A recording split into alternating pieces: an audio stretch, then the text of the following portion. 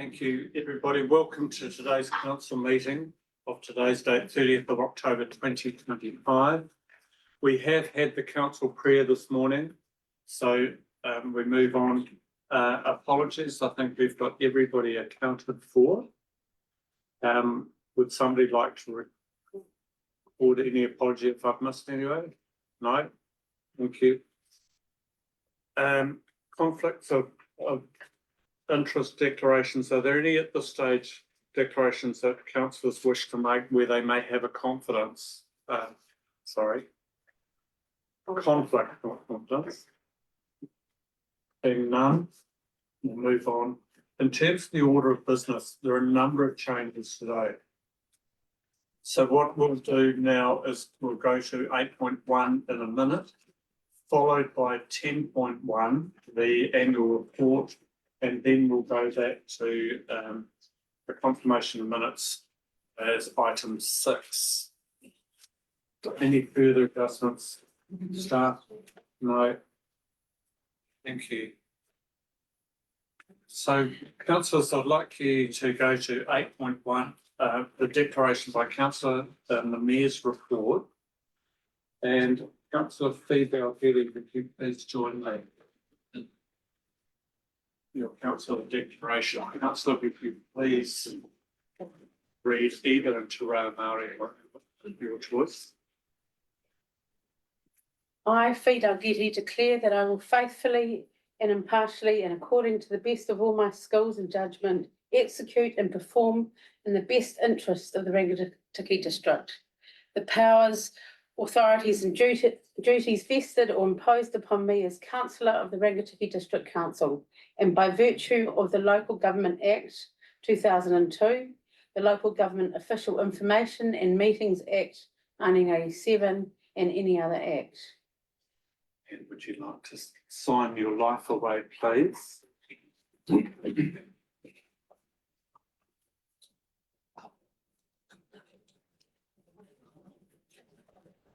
Councillor, I congratulate you. Thank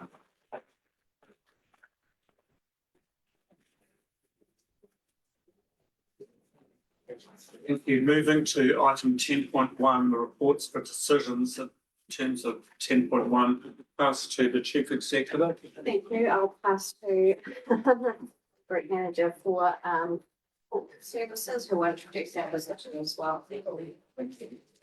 Good afternoon, councillors. Before I introduce Fiona, our Director of Audit, I just want to make a couple of comments around the report. First, I just want to acknowledge it's the first time I've presented this annual report to Rangitikei District Council, and I'm really excited to be here.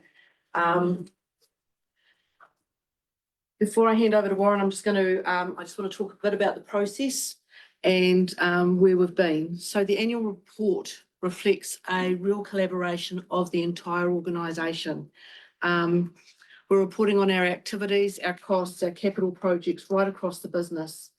So while it gets signed or driven by finance and myself, it is a council-wide activity. And I especially want to acknowledge Katrina's area because her team in particular have had Tiff and Leah have driven the performance measures for us, but also Leah has done this amazing job of publishing and updating this draft report as we work through it. And so I really want to acknowledge that. I also want to acknowledge Warren and the finance team. They've put in some pretty long hours to get to where we are. What is really is amazing is that we presented this draft back in September to the Finance and to the Finance Performance Committee. And this is the first time in my entire career that the draft I presented in September remains the draft with the financial numbers, remains the final numbers that we present today. So while there's been some administrative changes and there's been some tweaks to wording around performance measures and a few other things that Warren will take you through, the financial numbers have held true, and that's a real reflection on Warren and the team and the commitment he gave me in my first week of being in this council when Warren and I met with Fiona. So I'd also like to acknowledge Fiona's team because they have been here for probably nearly six staff for most of the time over a 4-week period, and they have worked just as tirelessly with us to find solutions, and they've approached a really pragmatic way of us getting through this audit, and that's a reflection also on Fiona and the team she leads. So thank you, Fiona. And with that, I'm going to hand it all over to you. Okay, I'm pleased to present the audit report to be adopted with your annual report. It's a clean opinion, so it's unmodified. It does contain what we call an emphasis of matter, and that just draws the reader's attention to a note in the annual report relating to the local waters done well and what you're doing, and some of the uncertainties around the financial impacts of that when you move your three waters to the CCO. And also, and I'm hoping that has not changed, when your water service delivery plan has to be accepted yet. And so there's just a little bit of uncertainty around that and the timing of when that will happen. But that's what the emphasis of matter does. It just is purely to draw the reader's attention to that. It has no reflection on the accounts or financials or service performance. I would also like to thank the staff at Rangitikei, and probably a special mention to Darren Black, because he's had a lot of questions from one of my audit team as we've been progressing and doing the audit work over the roading valuation. So I guess for this audit, you had evaluation of your infrastructure assets, and it's a significant piece of work for the infrastructure team. And in particular the roading team, because it is such a big number on your balance sheet. You had appropriate experts in to do the valuation. You had peer reviews, which is really good because that reduces the level of uncertainty, gives council and management some certainty over those numbers. And that's the best available information that you're using to inform that valuation. So that is a big exercise, and like I said, Darren had a lot of questions from one of our team members. There is I might just speak to this as well, what we call an unadjusted misstatement, and it's not uncommon when you have a valuation that there'll be something that comes out of the woodwork or a matter that can't be adjusted in time for the annual report. When we have one of those misstatements, it's under a certain threshold, so it's not significant to the overall council financials or the figures in that roading valuation, and it just relates to a quantity error in the valuation module or how it's calculating it, and it's just a function of that module. It was ring fenced to a particular asset component, and it will be fixed up with the new module and addressed for next year in your report, so it will be back to where it should be. So, but it sounds like a big number, but in actual fact on a asset figure of 581 million is actually relatively small. So it's a reflection of the software and our roading system, what we call RAM, and it's not untypical to other councils that are at the same stage with the software. And so we will update that software module, and we will make an adjustment in this year that we're now in to reflect that. But yeah, it was just something that's come out of the woodwork very last minute. Just before we get to questions, would somebody like to move that we just receive this report? So Councillor Sharma, I'm moving receipt of it. Seconded Councillor Okawa. I'll put it to the vote. Those in favour? Those against? Carried. Certainly, Fiona, I'll have some comments to make, but we'll take the questions first. Questions? Do you wish to? Do you want Warren to take them through the changes in the report? Okay, To you. okay. Good afternoon, Council, and welcome to the new members that I get the pleasure of working with over the next 3 years. As presented in September, the draft accounts, as Leanne and Fiona have alluded, did not change from our draft position that the Finance and Performance Committee approved in September. But for the benefit of the new councillors in the room, just a couple of comments. I won't take you through the whole report because no one likes listening to an accountant all afternoon. What I will talk about is pages 66 and 67 and draw your attention to just the operating cash surplus that the council achieved relative to a plan. It's easy to get carried away with actual profits and losses and book value losses and gains on revaluation of assets, but our core function here, I guess, is to make sure that we're spending our money wisely. And to that end, I draw your attention to page 66 of the annual report, which talks about our surplus operating performance being an actual result of 5.8 million surplus against, sorry, I beg your pardon, an actual surplus of $7.1 million against a planned position of $5.8 million. So it attests to, I believe, how well we managed the budget throughout last year. And like I said, it kind of brings us back, I guess, if you look at the operating result, the actual profit, where we had planned to make a loss of 1.5 million and actually made a loss of 9.2. At the end of the day, most of that difference is entirely non-cash adjustments around, and it's also the fact that budgets were changed for NZTA. After we set the plans, they adjusted the amount of funding that they were prepared to give us for the year, and that reflects in that variance. They are probably the only two key points that I really wanted to draw to your attention, and with that, hand it back to the chair. Chair. Yeah, thank you. Thank you very much. Question from me in terms of recommendation 3, this is authorising staff to make any late administrative changes. This is where the catch-up positions are they enabled. Is that what you require? No, through the chair, no. It's things like we will now put the audit opinion in there once it's signed. And if anyone finds a spelling mistake or a something, none of the numbers will change. The notes are locked in now. It's just so the change that we've referred to that will be put into this current year, not the annual report. Okay, thank you. Further questions, councillor Wilson. Thank you, Worship. Just one quick question, catching up with what comment you made, Fiona, about the adjustment and then the subsequent comment from Leanne regarding the RAM data. I heard that it would be picked up or caught up or and talk like that. When does that get picked up, the adjustment that you're talking about on that RAM data and roading? Is it picked up before we move into next year's and annual plans and long-term plans and things? So through the chair, so we will correct that this year, like now, and it will be reflected as a post-audit adjustment, and we'll see that in the annual report next year. Yeah. But we will also be correcting it's my understanding the module we're using as we've moved from an old module to a new module, just there's some tweaks there that's got to be sorted. So that'll all get done now, and then that will be ready to go for our annual plan 26, 27. Thank you. A further question from me, Fiona. First of all, it's great to get an unqualified report. Were there any issues of minor nature that had raised concerns that you want to make known to the governors?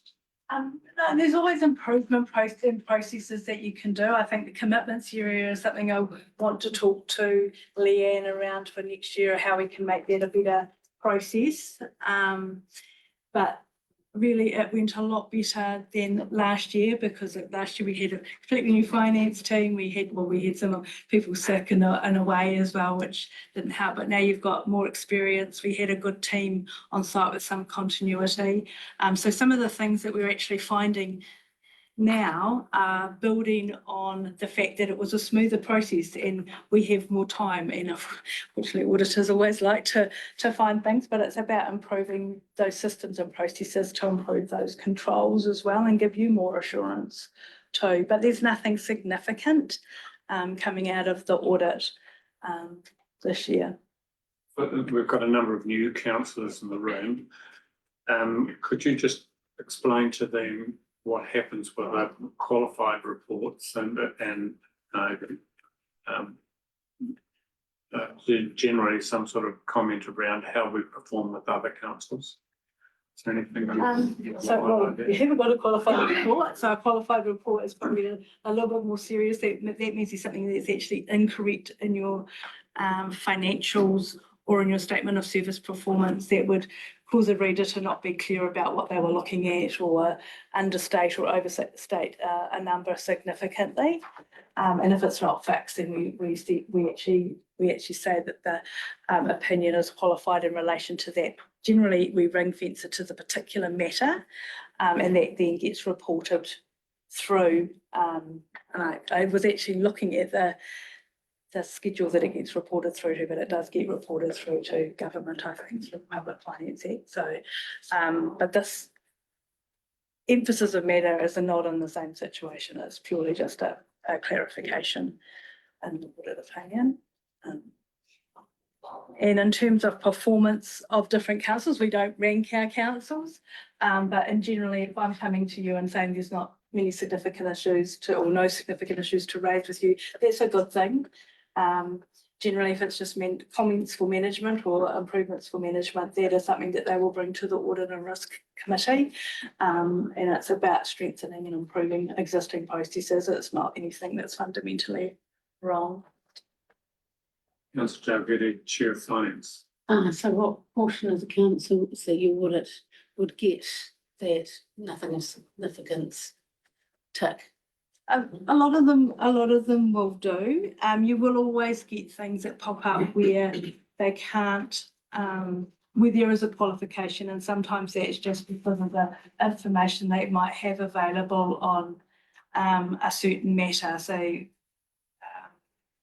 something happened at the end of the year and you had a major impairment of a building, and you might not have the information to give a reliable estimate of what the cost to repair and things like that would be. That might then give a rise in a limitation of scope or a qualification on the opinion. Because you don't have that information, it's not necessarily a reflection on council itself. So there's varying different types of qualifications, and the reasons for them vary. Thank you. Any other questions? I just want to make some comments around this process this year. And it's really comments and congratulations, Fiona, to you and your team, but also Leanne, you and your team. And I take comments around Darren's performance, etc. But what I want to comment on is the environment that this has been conducted in this year. So at the same time of this process happening, we've had local water done well, which has tied up both teams in some shape and form, an exceptional workload. So I just really want to congratulate you all. It's really pleasing that it has been a smooth process as it is. So Warren, you now get a whole lot of time to sit and reflect. Budgeting started, unfortunately. But, I notice often that our finance team are still working late on a Friday afternoon, and the hours that have been put in out of time to make sure that this happens have been exemplary. So Carol is the overall head of the organisation. Congratulations. So, No, very good team. Like we said, it's a cross-functional thing that happens. So it's really good to see the teams working together. Yeah. So on that basis, would somebody like to move the recommendation to, hopefully that we adopt? Please. Would somebody like to move recommendation to? You're saying that the Chair of Finance should be moving, I accept that. So Fiona, if you're moving and you're prepared to second. Fiona, presumably you're saying that council adopt the 24-25 plan as part of the recommendation. Do you wish to speak to your motion? Thanks, being said. Thank you. Thank you to the teams. Any other speakers to the motion? I'll put it straight to the vote. Those in favour? Those against? Carried. Congratulations. There's no nervousness required. But included in this, we need the recommendation 3, council authorise staff to make any late administrative changes, etc. And that's why I checked. Point of order, Mr Mayor, councillor Dalgety, So what did I say? Fiona. Oh, sorry, correct. I should have acknowledged you as councillor Dalgety. Thank you. Thank you. I accept the point of order. So councillor Dalgety, having addressed you correctly, is there any further change you wish to make? No, and I'm happy to move recommendation 3. And we had a vote. We had a seconder. For this one, recommendation 3. You're dealing with 3. Looking for a seconder for recommendation 3. Thank you, councillor Buckendale. Nothing further you want to say? No. Any speakers to this? Put it to the vote. Those in favour? Those against? Carried. Thank you very much. Thank you, Fiona. You're welcome to stay for all of council. I suspect. I've got another council signing tomorrow morning, so. Thank you for all your work. Thank you. Thank you. Moving back to the agenda, we then move into item 6, the confirmation of minutes, looking for alterations and corrections, pages 5, 6, 7, 8, 9, and 10. Somebody like to so move? Councillor Wilson moving. Correct. For a second, councillor Sharlin seconding. What is the vote? Those in favour? Those against? Carried. Moving to item number 7, the follow-up actions from previous meetings, 7.1. Chief Executive, who's handling this, please? They are both assigned to Arno, so if he has any further comment on them, welcome that. Thank you. Through you, Your Worship, both of these actions have been on the list for a long time. They are time dependent and will have to remain there until we either, for number 2, find budget for that, or number 1, when we get to a point where the design's finalised and we can actually put a date on that. So they kind of just remain there to remind us to complete. Any questions, councillor Wilson?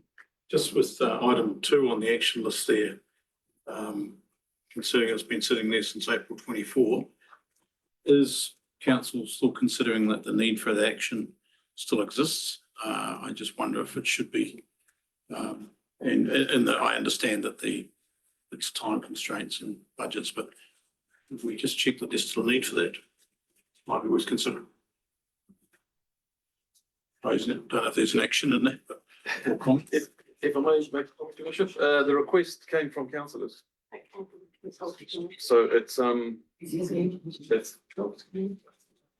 yeah.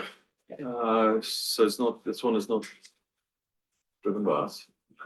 Well, my view of that would be if the councillors have changed their mind around the requirement, then they would have to put it through some sort of revoking of it. It was from the Bulls Community Committee, so I think it's just sat here really, I suppose that it's ascertaining whether the roading team feel that it actually deserves to be looked at. And I'd probably take the advice from the roading team, perhaps maybe at the next assets meeting, to whether it actually should be further investigated or whether we do agree to take it off the list. So maybe we could actually reassign it to assets if the chair of assets, if it's formed. That might be a better place for it. Yeah, my question there is that it came from not council, but the recommendation from the committee. Then you should at least go back to the committee and have a discussion with them rather than just say, well, we've said we're going to do something about it as an action and then nothing happens. But I'm quite prepared to leave that under the chair of assets. Yeah, happy to do a bit of work on that one, Your Worship. Councillor Dalgety.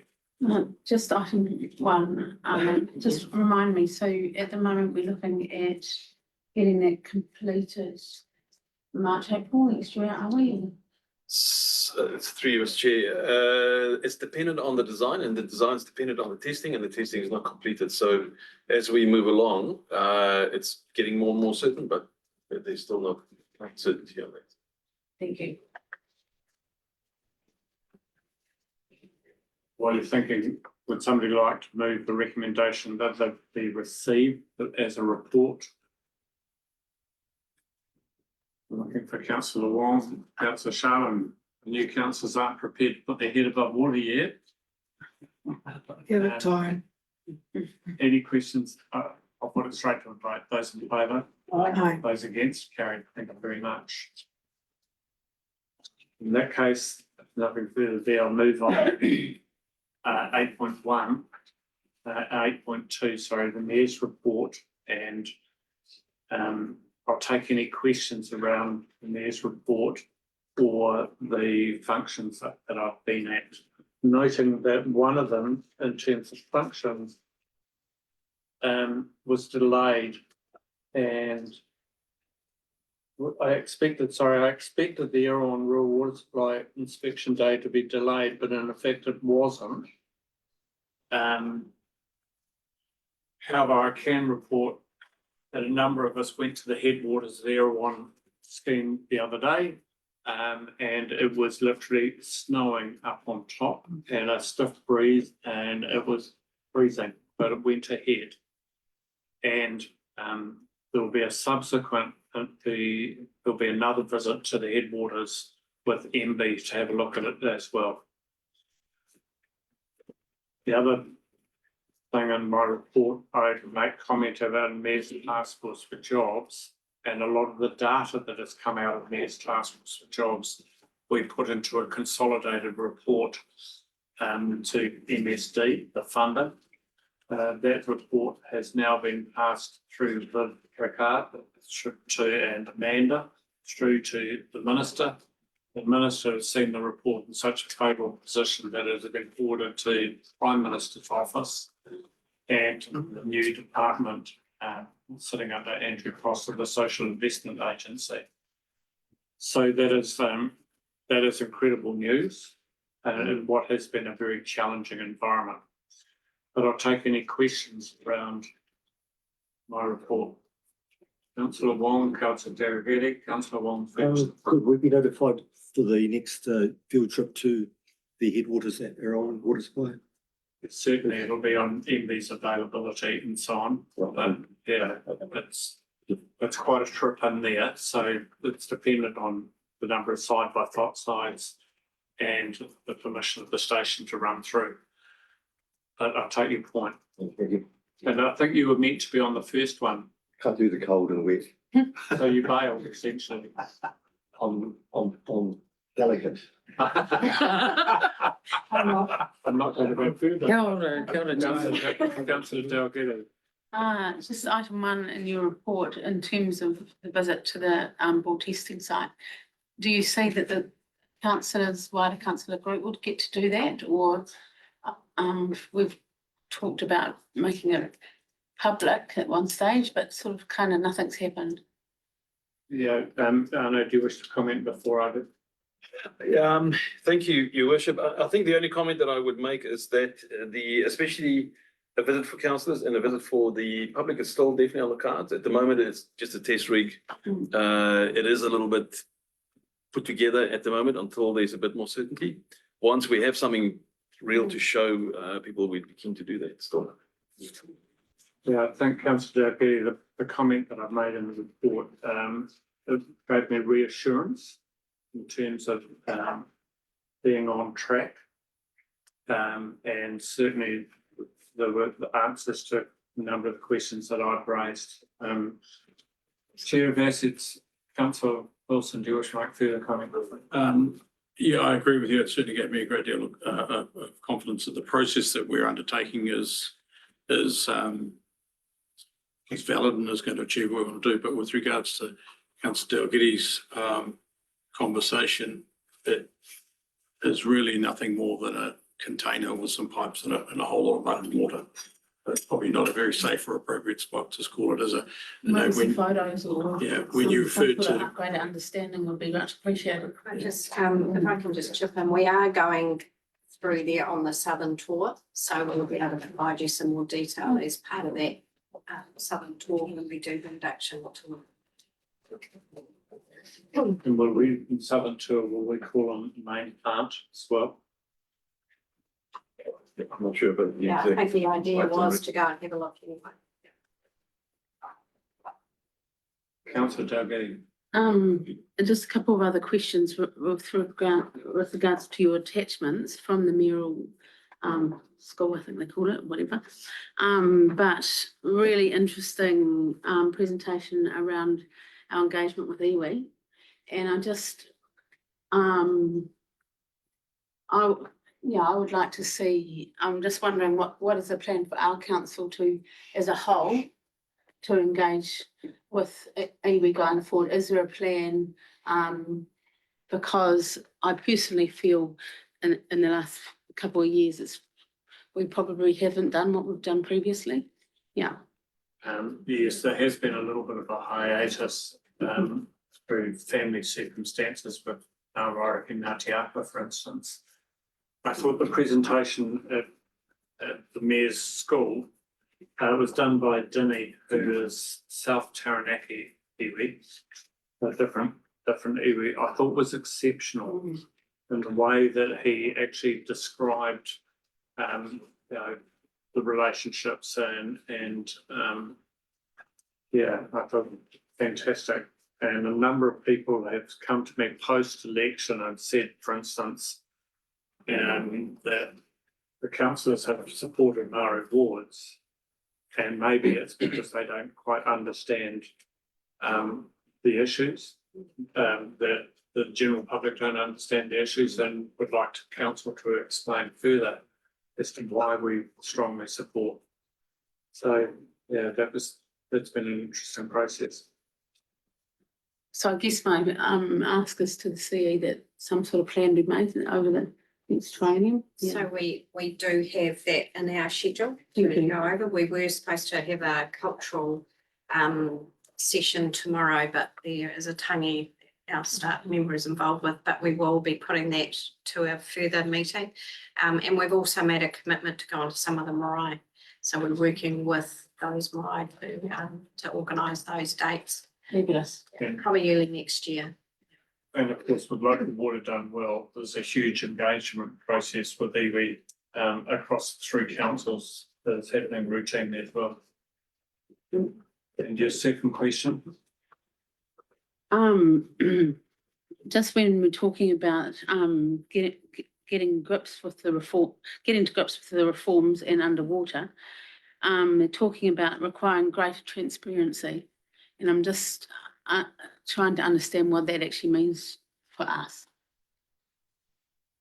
Yeah, before I comment, does the chief executive want to make a comment in space? I suppose more transparency, I think that's all around what we supply, the costs, that sort of thing. I'm not sure, I wasn't actually part of the Mayor's School when this was brought up, but we've given the briefing paper on local water done well to the council last week.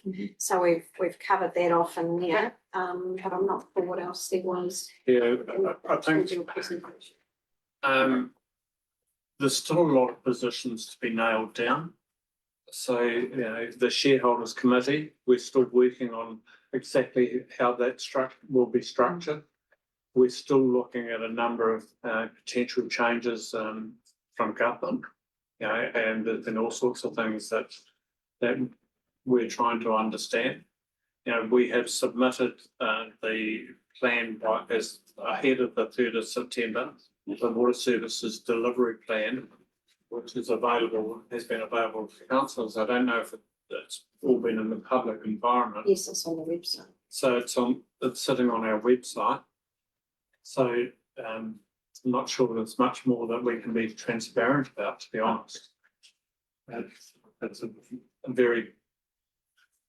a work in process, really. Thank you. Any further questions in my report or positions I've been to? Otherwise, I'll put it to.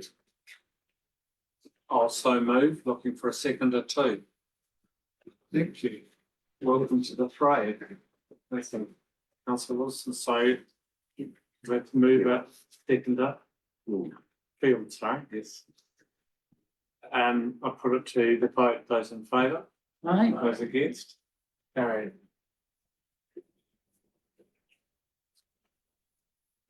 I'm moving to the Chief Executive report and Thank you, Worship. So this is a standard report that's presented each month to council, and I'll go through each section, and if there's any comments or questions on each section, I'm happy to take those as we go. For one section, I will ask Mr. Poynton to come to the table because he's the expert in that. Just to start, so what we cover in section 2 is where we've had the application forms for events on some of council's facilities. These are documented here, but as in 2.3, we knew one was held on our site, but we didn't have the required paperwork, so we have put that in. So it's not a comprehensive list of events that occur. These are ones that are held at our facilities, which we were asked to do a couple of years ago. The next section just covers staff, so exits and entries for staff across the organisation. So you'll see there's been a few, and some in the parks area in particular will be because we're now gearing up towards our busy season. So we take on some fixed term contracts, and normally we have a pool of casual cleaners as well. So we're breaking that section up. Section 4 covers health and safety and wellbeing dashboard, and you'll see the dashboard there, and we're happy to answer any questions. This is a report that comes to this committee. It also goes to the audit risk committee. So there's transparency across the organisation in terms of the health and safety space. The next section, we talk about submissions, and submissions made to external organisations are always included on our website. So you can find those on there, and we also document what we've submitted on in the last month. You'll see there was quite a major submission around the economic regulation of water services. So that one will also be on our website. We're also aware that there is a tsunami of consultations happening sort of November, December, and we're just waiting for all those to fall on us. And staff make a considered approach to whether we submit on all or some of these. Sometimes it comes down to what capacity we have internally to do so, and also the relevance to council and the impact to council. So every ELT meeting, we go over the submissions that are currently in front of us, and we'll often work with the mayor to see whether they are ones that council would be interested in. And if they are, then draft submissions will be done by staff and sent round to elected members or to Rukuahi or both for the input before they're finalised. And often they're a tight turnaround, so just warning them. Councillor Dalgety, then myself, Councillor Dalgety. I just was particularly interested in around the emergency management group plan review across Horizons, and we decided not to submit. I just feel that interaction across our region is really important, and I was interested at why we wouldn't want to be part of that. The reason we didn't submit specifically is because we've been involved in the development of the plan. So we didn't need to submit because we've been involved with it. So Fabulous, thank you. putting that in there might have been helpful. Okay, thank you. Additional to that, I've been involved at that level in the Horizons Group meetings, but I'm also one of the decision makers listening to the consultation submission process. Right. So I'm very, very intimately aware of that process. Okay. And that's why I was going to comment next. So that's any further questions for councillors? Councillor Sharman. Just looking at through the chair, just looking at the health and safety, antisocial behaviour And we're looking at the Martin Library. I mean, it's quite large, some of those things. Physical harm. Where did it all stem from? I think this is an ongoing one that we are trying to deal with and give our staff the tools to deal with. People do get trespassed if necessary, and we do everything we can to protect our staff, but they're public spaces, and so you do end up with both at the Martin Library and Tarapehi, you end up with some unruly people that you deal with. I must say the police in both Martin and Bulls are excellent. If we ring, we get support from them pretty much straight away. So. Thank you. Really sad conviction. Any further questions with regard to these parts of the report? No. Carry on, please. So the next one I'll actually defer to Mr. Poynton. For those who haven't met Graham Poynton, he's our legal advisor here at council. And you'll often see sections like this from him, which are very much a procedural thing that we need to do to correct something, or in this case, the road boundary correction is required. So I'm sure Mr. Poynton will be very happy to answer any questions. So, Mr. Porty, welcome to the table. Can you take us through it and answer any questions as they arise? Thank you and welcome to the new members. I won't say how do you do to our old members, I'll say former members. How's that? This is one of many road boundary correction matters that councils across the whole of the Motu deal with on a regular basis. These things don't usually, in fact, very rarely come up unless and until there's a building project or similar development on adjoining land. This one is in Taihape, off the railway station, on land that was originally surveyed by the Crown in 1887, I think, from memory. It's never been surveyed since. Our Kiwi Road and Eaglewood Street were both laid off by the survey at that time. And over the years, the actual formation of these roads has shifted within the Eagle Street legal corridor, but not so for Kiwi Road. As I mentioned, these things often pop up at a time when there's a development on adjoining land, and this is the case with this Powerco site in Taihape. If you would look at the first of our chief exec's attachments, the black and white one, that is the survey work that has been done by Powerco. And you'll see there's a minor encroachment, in fact, of the building, more or less in the middle of that image, where the building falls partly within the Eagle Street corridor, just to the left or the west, if you like, of those power poles. At the same time, the surveyor picked up immediately west of that a triangle piece of the formed and publicly used Kiwi Road corridor, which clearly encroaches upon Powerco land.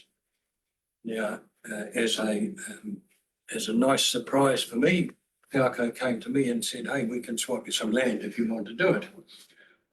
Normally it is the other way around. We go begging to landowners, please may we. There are some costs involved. Powerco have offered to meet all of those costs. And my proposition to the members is that the net benefit for council will far and away over top the actual cost of doing this work. So council would come out with a double benefit: one, correctly legalised road boundaries, and two, for free. I'm happy to take any questions. I think it pretty much talks for itself. I think a question from me, Councillor, Councillor Mr. Poynton. Sorry, I'm not sure that's a promotion or not. But effectively, I'm interested as to what drew the attention to this. Are Powerco intending to use the site in a different way. I covered in the report that that company's proposal is to upgrade its effectively a substation for the Taihape area on the same site. And in doing so, they needed to do some extra building work. And it was at the time they were considering how they might approach building consent matters that they found this boundary encroachment. But it won't result in applications for resource consent for anything major and significant. Not that we're aware of. Powerco's initial work has come to the conclusion that they will be able to do that and do their improvements under their existing designation in terms of our district plan. Thank you. Councillor Gilroy.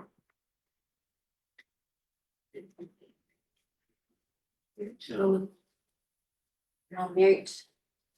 Aroha mai. So just to confirm, I'm looking at the second drawing, item 9.1. And so we're saying that that what they're saying is that road is going to be stopped. And then that's good. That part of that road is going back to Powerco. So that in effect, it's going to be a I don't know what you call that type of road. It's not going to be a through road at all. Is that right?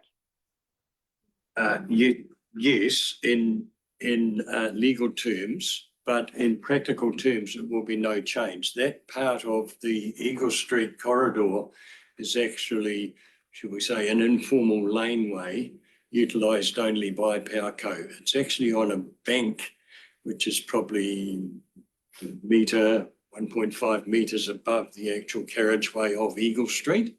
Right. Okay. Thank you. Thank you very much.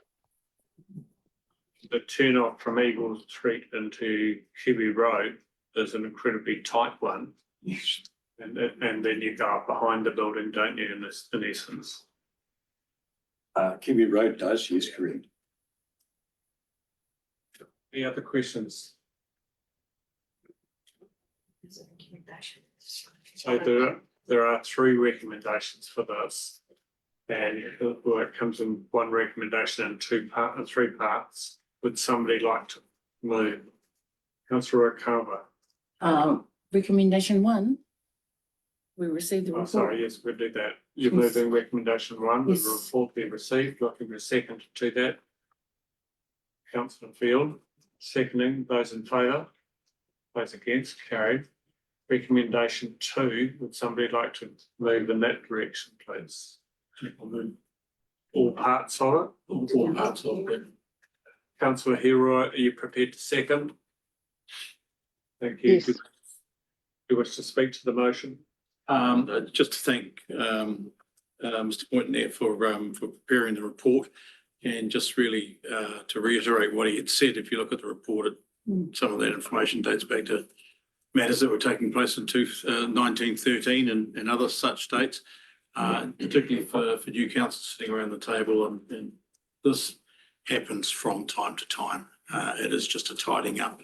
And I think the actions of Powerco and Mr. Poynton will address the matter. Any other speakers for or against? I will waive your right of reply. Put it to vote. Those in favour? Right. Those against, carried. Thank you very much. Back to you, Kath. Thank you. Item 7 or section 7, local water done well update. So this is an update that is provided each month just to give progress on what we've done during the month, which is always a lot. And you will see next week there's a joint workshop with elected members from all 3 councils on the commercial terms sheet. So a lot of the detail that's in here might be a bit foreign, especially to new members. But we'll try and get you more up to speed with some of these as we work through. We are on a very tight time frame with the whole water service CCO. One of the other things I'll mention is we also have a follow-up staff meeting with affected water staff next week, which myself, Mr. Bernardi and Brent Manning will be attending, and that's giving them an opportunity to understand where we're at in the process and then for them to continually engage with us through this process. From me, in terms of possible secondment, where does that process sit? And So- when will we receive advice? about Thank that? you. So we have gone out to the 3 councils where we know that there is secondment opportunities and in the work streams that we're running. And that process, they're open till midday tomorrow. The CEs will get together next week and have a look at who's applied for some of those roles. And then we will make a decision and advise councils. Councillor Okawa, then back to myself, then Councillor Jargeti, Councillor Okawa. 7.4, the official name of the CCO will be presented to councillors in November. Who will be giving that name or making it? So the comms team across the 3 councils have been working on that. They've put proposed names to the mayoral forum, the mayoral group. And we have come up with a preferred name, which will be outlined to you next week. Thank you. I'll actually tell you next, Councillor Jargeti. Just that I was in Horowhenua earlier this week and I saw some ute signage, just local water. And I thought, oh, wonder where that fits. Is that what? Is that the name of their own? Yeah, if I may, Right. Your Worship, yeah, that is a kind of a branding thing for them as a council. Right. On all their treatment plants, all the water teams that will drive around with those on the door. Thank you. Thank you. In terms of secondment process, the question for me is if we had staff seconded to them, but they continue to stay on our payroll and network. Yes, So it's regarded as our contribution to. it is, but if you have to backfill, the cost will go against the water entity. And that putting it at cost against the water entity would be a future payment rather than immediate, Ah. because that loan facility hasn't been drawn down with the old GFA yet, has it? Through the chair, what will happen is any expenditure, even outside of this comment, so for instance, the time I'm putting into this Yeah. is recorded, and this will form part of the external loan we hand across to the new CCO, so it's essentially a deferred expenditure. It'll sit on our balance sheet, we'll ring-fence it, and it will be funded in the way we've already agreed as councils, the 3 councils, you fund our costs, but as a loan and pass across. So just for the new councils, especially as part of local water done well, effectively we transfer all of the assets across to the new water entity, and we receive back that loan component in some shape or form. Correct. Any further questions around this? Around local water done well? No, there's no recommendations, such as part of receiving the report. Continue, please. The next section is around a request from Hunterville Shamozzle for a fee waiver. And you'll see the costs there that have been incurred for this event currently.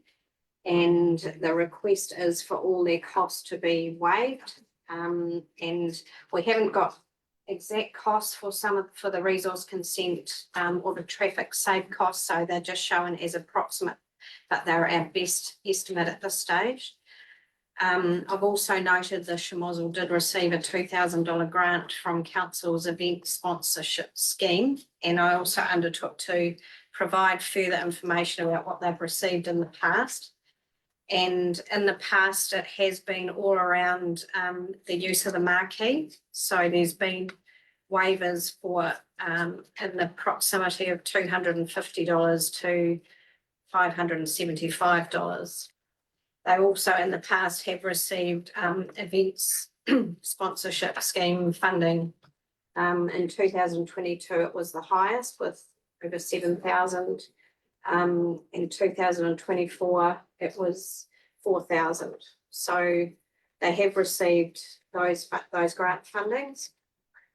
And this year is obviously a significant cost increase from what's been given in the past. Hence me bringing it to council to decide on whether you want to waive a percentage amount, or you want to provide a waiver of a set amount, or not at all.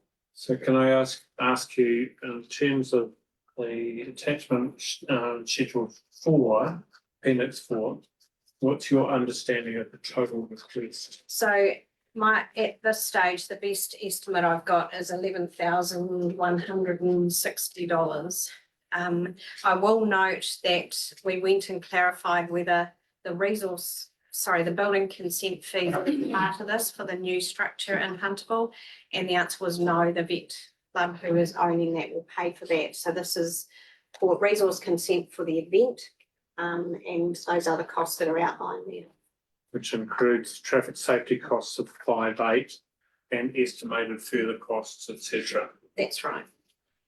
Take any questions at this stage. Go to councillor Hero, councillor Wilson, councillor Hero.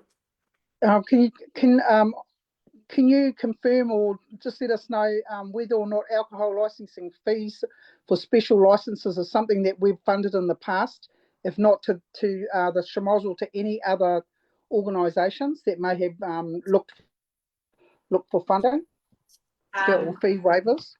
I'm being told no. So we've never accepted, or it's never come into us. It's never been requested. Right. Thank you. Councillor Wilson. Thank you, Worship. So question, so $890 for parks, cost of Hunterville Domain. We know what that's broken down, and what is that? And So what's that the is the use of the domain. Yeah. So in our fees and charges, we outline the cost for the domain. Okay, so we know that. Now we've got a resource can approximately 2,000 to 3,500 TBC, but the event's in 2 days' time. So has a resource consent been given for this, or? Yes, has Why? been issued. Mr. Cullis, would you like to come to the table, because some of these questions will fall in your area. At the time of writing this, the resource consent had only just been issued. What's just been issued? Through you, your worship, only signed off the resource consent on Tuesday this week. So do we know what the number is? Yeah. At this stage, We don't know what the cost of the resource consent is. the invoice will be invoiced, but I don't know what the actual cost is at this stage. Supplementary question, if I may, your worship. Certainly. So coming to the resource consent, whatever the cost may be, we've got an estimate here. How much of that cost is an internal cost and how much is it external? Or is it all an internal cost to council? Through you, your worship, it's all internal. It's all internal. So that and the parks and reserves domain fee is also internal. A question, then I'll come back to you. In terms of the domain, I'm struggling to remember exactly what the domain was used for. But if you can enlighten me, So effectively, that's where the public parking is. of course, Yeah. yeah.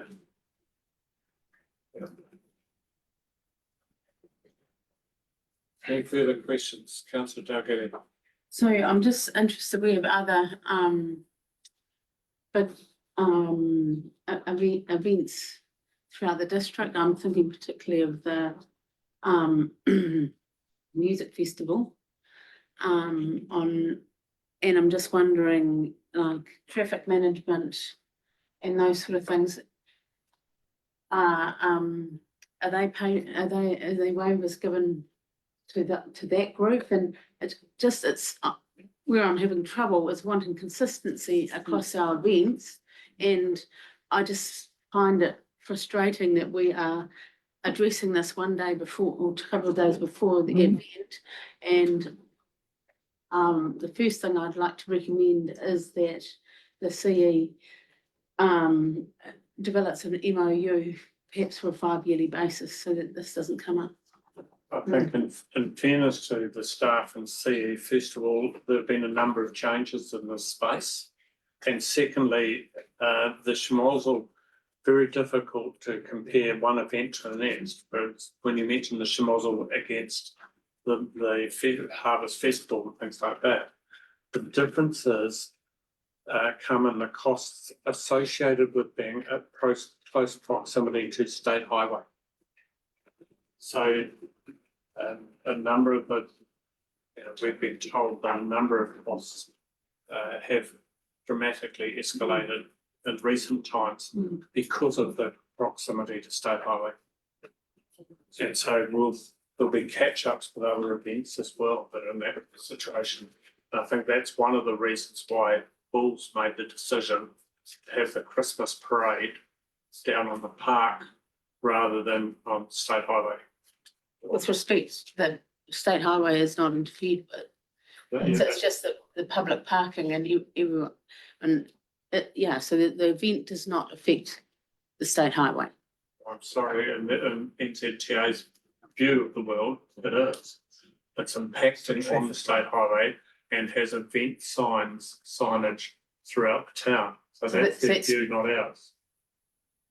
Yeah, but the actual event, they can't shift the event. I agree with you totally, but But definitely my understanding is that the costs, shall we say, the bureaucratic costs have gone up considerably in recent years. And that is what they're trying to get covered. They haven't had to cover them in the past. Correct. Council has waived them in the past. Yeah, correct, but essentially, But the rules are what they are at the moment. my motion was to try and get an MOU so that this doesn't keep coming every year to the table at this time. I sympathise with you, rather than emotion at the moment, an action directed at the chief executive. Okay, may I please have that action recorded? Do you need any further clarification around that? Thank you. We're still left with the issue here as to, but I'll go councillor Hero, take further questions. Yeah, thank you. I'm going to go back to the alcohol licensing fee. Just taking on board what Councillor Dalgety has said. Councillor Dalgety, are you saying that as far as that's the alcohol, well, the only thing in that I'm sort of talking about really is the alcohol licensing fee. So are you saying that in the past that was not something that you had to get? Sorry, I will clarify because I've got the numbers in front of me. So it's the same number as it was last year, which is $5.75, and that was waived last year. Right, okay. Thank you. Councillor Dalgety. I'm happy to put a motion on the floor if there's no further questions. Certainly, that's your right. What's your motion? I'd like to recommend at $8,000.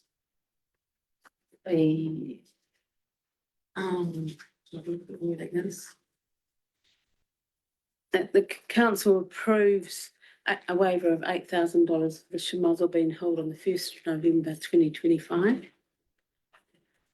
You need a seconder for that to be on the table. Is anybody prepared to second that? Thank you, councillor Hainsworth. You seconding? Do you wish to speak to your motion? So this is effectively a locally run event. I think we're in the 26th or 27th year. A lot of participation from out of the district. And the locals have made a committed, they've had a change and they've put up a permanent building so that some of these costs will not have to be contended with going forward. But it's become a very expensive to basically tick the boxes that council requires. And so that's why I'm proposing the $8,000. Just an advice to councillors, especially new councillors. So if you're wishing to seek an amendment to that figure, this is your opportunity to do so. So if you agree with in principle that you want to support this, either want to see that figure increased or decreased, this is your opportunity to seek an amendment to that figure. Councillor Wong. Can I ask a question? clarification. Traffic safe costs is not a council cost at all, is it? It's through a third party. Is that correct? Thank you. Councillor O'Carr, there's questions at this stage. Oh, wasn't it? Oh, can't talk, okay. No, I don't have a question. Councillor Wilson, I'll be seeking to amend the motion. I could choose to, or ask you if you want that by a foreshadowed motion at this stage, or just to move the, to amend the motion. and what's your amendment you're proposing? $3,465. Is there a seconded to that?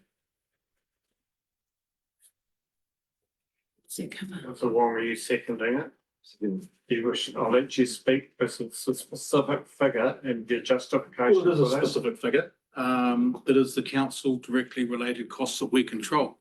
The parks and the domain cost is $890, the alcohol licensing fee is $575, and the resource consent approx to be confirmed is at the lower end at $2,000. Add those together, they become $3,465, which is the direct, dare I say to Councillor Dalgety, the bureaucratic costs that we control. The $5,800 is a payment to a traffic management company external of the Rangitikei District Council. And that is the fee that needs to be paid by the event organisers. So I'm really, the number that I've come up with purely and simply relates to the costs that our council receive from this organisation to run the event.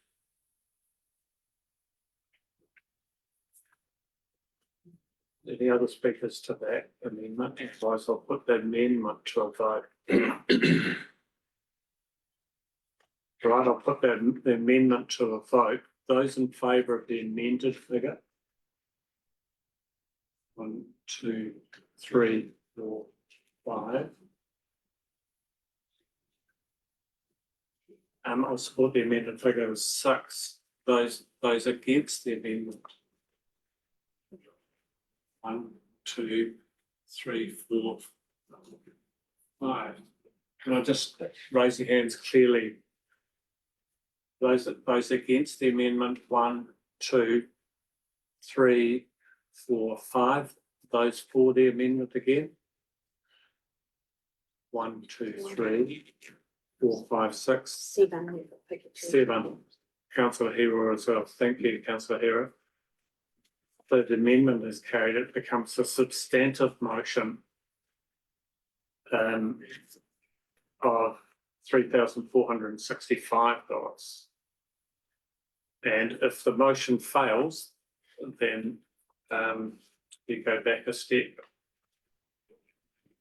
Those you wish, how many speakers we've had for?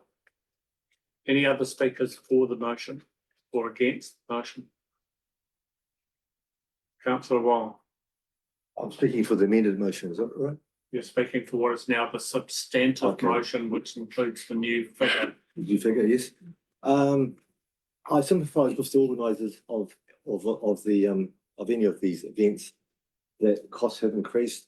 I also like to point out that the event sponsorship scheme please also contribute $2,000 towards other costs. Otherwise, it's at ratepayers' costs, and though it brings in money to the area, I feel that this is a fair amount, since why I support this motion. Any other speakers? Councillor O'Carr. I'm speaking against this motion in regards to the, although I do, I'm speaking against it because of the traffic safe costs. Now, we have events that I know we do the TMP plan for it and covered it, and I know there's also other events where we haven't covered them, but I think that the Shamozzle, based on where it is, and every year this happens, and it's a great community thing, and it's an event we should support. I am against it for that reason, in terms of it not including the traffic safe costs. Can I just get clarification here? Because in the amendment, and effectively remove the costs from the traffic management. Yes. So, thanks. So effectively you're voting on whether to forget the traffic safety Well, yeah, because they've I'm- been discarded. It's whether you want to support No, the I'm Shamozzle against it. Oh, to the sum of $3,465. So the question that we're asking you is, do you wish to support the Shamozzle to No. the sum of that? Okay, still speaking against. yes. Any other speakers? Otherwise, I'll go back to right of reply.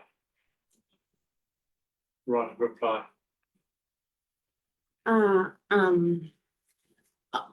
So I think that traffic management costs are not a cost that the Shamozzle can control.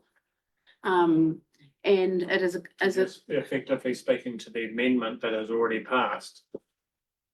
When you're talking about, so the traffic management costs by the amendment description were removed from the cost. and I'm suggesting that I'd like them included. The way that That's what I'm talking. the way that you could do that is you could say, I'm against you that, could vote against Yeah. this Because I motion want per them- se, yeah, and, yeah, That's okay, what- just wanted to make sure you understood where that was at. yeah. Right, So I agree with councillor Rakawa. any other speakers? Let's put it to the vote. Oh. Hey, Councillor Wilson, you look bemused to say that I've got the process wrong. I could be wrong, I stand to be corrected, but I believe it's my right of reply. Yes, the No, motion has it's now not. become, it has Sorry, not become the. It's not, it goes back to the substantive motion that was moved by the mover, who was councillor Dalgety. Thank you, take that correction. So that's why it's your right of reply. And you can vote against what is your own motion, and then it would start again. Point of order. Point of order as well, on what terms? On that, councillor Okawa was speaking against this, but she's speaking against the amendment, not speaking. That's what I was trying to Yeah, clarify it with could, it. I believe that there's some, there's been some confusion about how that has been worded. Could the councillor perhaps? I've tried to explain it as carefully as I could, but go back a step. So you had a mover of the motion, and the mover of the motion wanted $8,000. And it was a second to the motion. Councillor Wilson then seeked an amendment to the figure and arguing that the traffic management costs shouldn't be paid. And on the basis of the traffic management costs not being paid, suggested the sum of $3,465. That was voted on as an amendment and carried. It then passes back as a substantive motion back to the mover of the original motion, which is councillor Dalgety. So effectively, you're voting as to whether you want to support the Shamozzle now for the sum of $3,465. So you could vote against this because you don't think that that sum is insufficient. But if it passes, that becomes the approved figure. If the vote fails, then it's up to somebody else to put another motion on the table. Or nothing happens at all and they get no money. Have I staff any further advice to me, or have I made it as clear as I possibly can?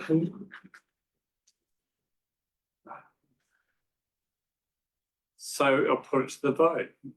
Those who want to support the Shamozzle to the sum of $3,465, please raise your hands.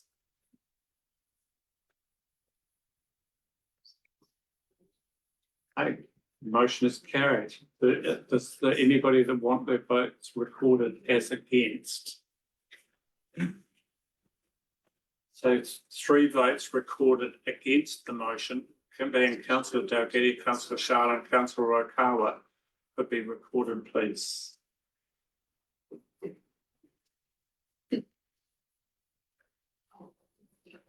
Thank you very much. Here, I'll move on to the next section. Councillors. Yeah. And just before I go, is this about this motion, councillor Hero? Are you raising a question or a point of order? You, I'll take a question, you need to come off mute. Yeah, sorry. My question would be, Councillor Dalgety earlier asked that there be an MOU put together for the Shamozzle Committee and to be worked on with our CEO. I would ask that within that there is some very clear items that say what it is that we are, what it is, so that we don't have to come to this every year as to what the council's obligations or what it is that we're looking to support. The other thing that I would say is that without having any memory of what we would have done in the past, is that as Councillor Dalgety had said, she's trying to look for some consistency across the board, is that there's we drill down to make sure that there has been some consistency that's put into that MOU, so that we're very clear when it comes to us again what it is that the agreements have been or what it has been in the past, so that that's used as our potentially as a guideline for future. That's just what I'm thinking. Councillor Hero, that has been recorded as an action, not a motion, an action for staff to look at, and that should also be included in an understanding of what other sums of money have been put towards the event. My view is that when you lodge an application for events funding, it should be an application in total for the amount of money that you wish to receive for that event. So this is where events have multiple bites of the cherry. They lodge an application for event funding, which may or may not be granted, but often it is granted. And then they come back and ask for a second request by a different process of council. And I think that starts to get super messy. Can I just make a point there? Exactly the reason that His Worship's outlined is we actually have now implementing a new system where we've got one contact person for each event, and they are drawing up a complete list of everything around that event. The special licenses, resource consents, the domain use, traffic management, all that, and the staff member will work with them on that. So I'm happy to bring that through to you when we've got all the information on what that will look like, and it might alleviate the need for any sort of MOU, because what I probably don't want is an MOU with every single group. And we lose track of it, because we've had that instance in the past. So perhaps if just looking at whether this system meets all the needs anyway might assist us on a way forward with this. But I'm happy to bring it here and go through it with you. Councillor Dalgety. Just a comment that, we have lessened our amount available in the events sponsorship fund, so people are not getting what they actually apply for anyway. Yeah. Yes, absolutely, councillors, and again to new councillors. So effectively, in terms of saving money for the district, we've reduced the funding from 50,000 and events funding from memory to 25,000. A fairly significant reduction in events funding. And that's the comment that Councillor Dalgety makes.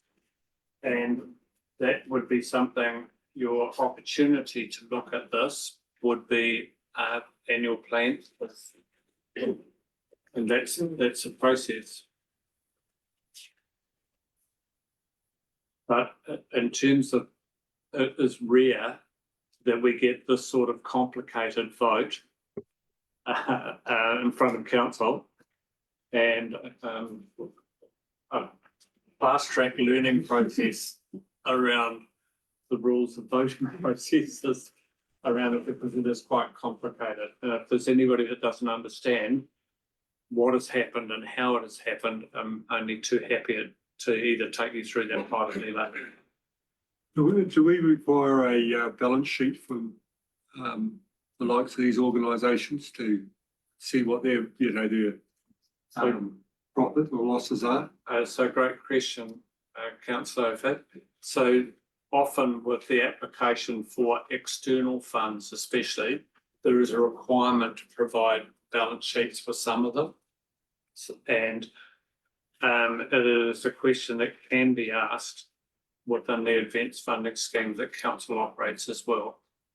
But I think the last one, we didn't require a full balance sheet because you're right, some organisations continue to apply every single year while holding a reasonably strong balance sheet that they could fund out of their own resources. And I'm not going to name and shame here, but there are some organisations that do apply every single year that have strong balance sheets for it. And I'm not saying for a second that the Shimozel is one of those.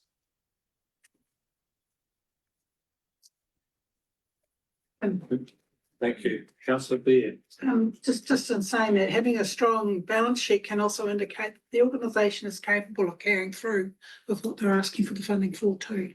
It's an indication of the strength of the organisation itself. Agreed. Correct, but what councillor O'Fee is asking is, does that come into consideration as to whether they're deserving of external funding?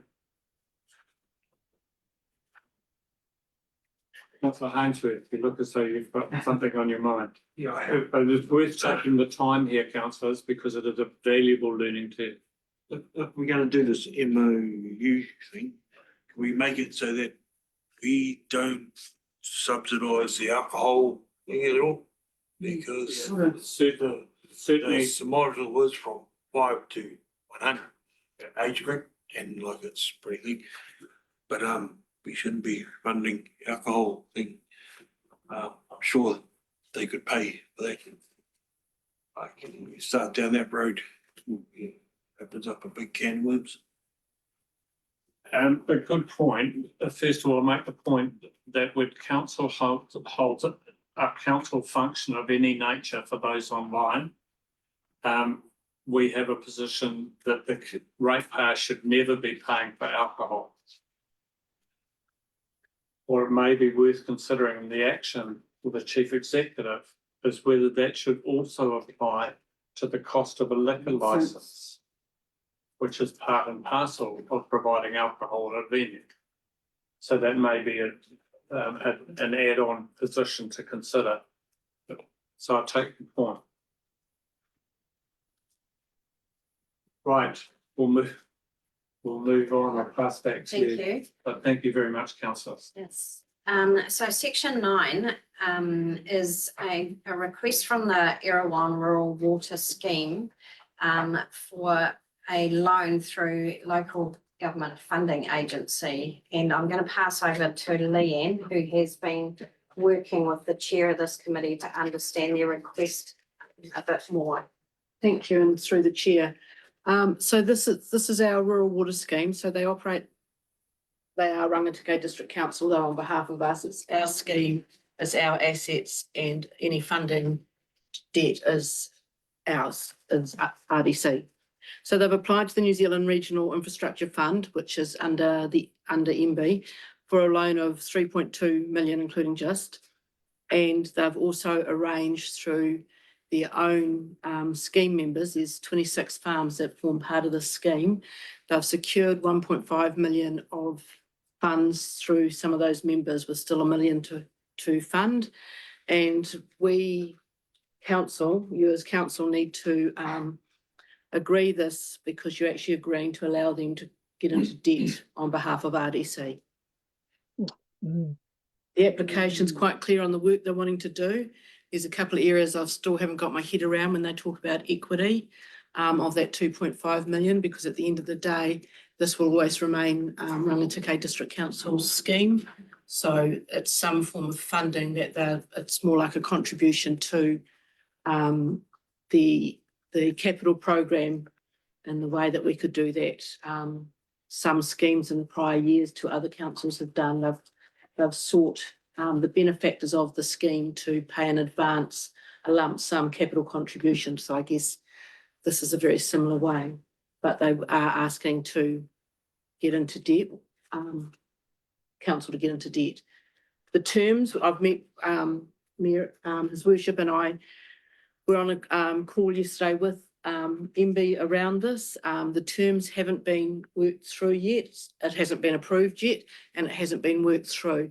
So we don't know if it'll be better terms than what we could secure through local government funding agency, or and I'd like to think it would, but I can't guarantee that at this stage. So they could get to that point that they negotiate the terms, and it may not be as favourable as something we could secure through council. Either way, they would have to come back to council. If this is approved and the terms are approved, they would still have to bring this back to council to sign off.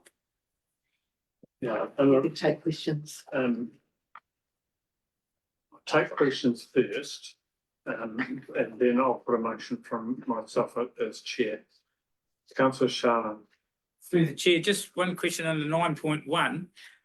Why does the Erewhon Water Scheme remain with the council and doesn't go to the CCA?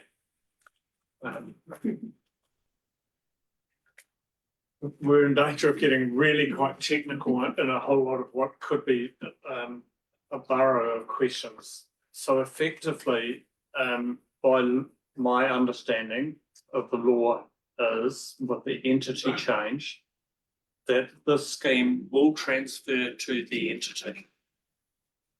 That is my understanding.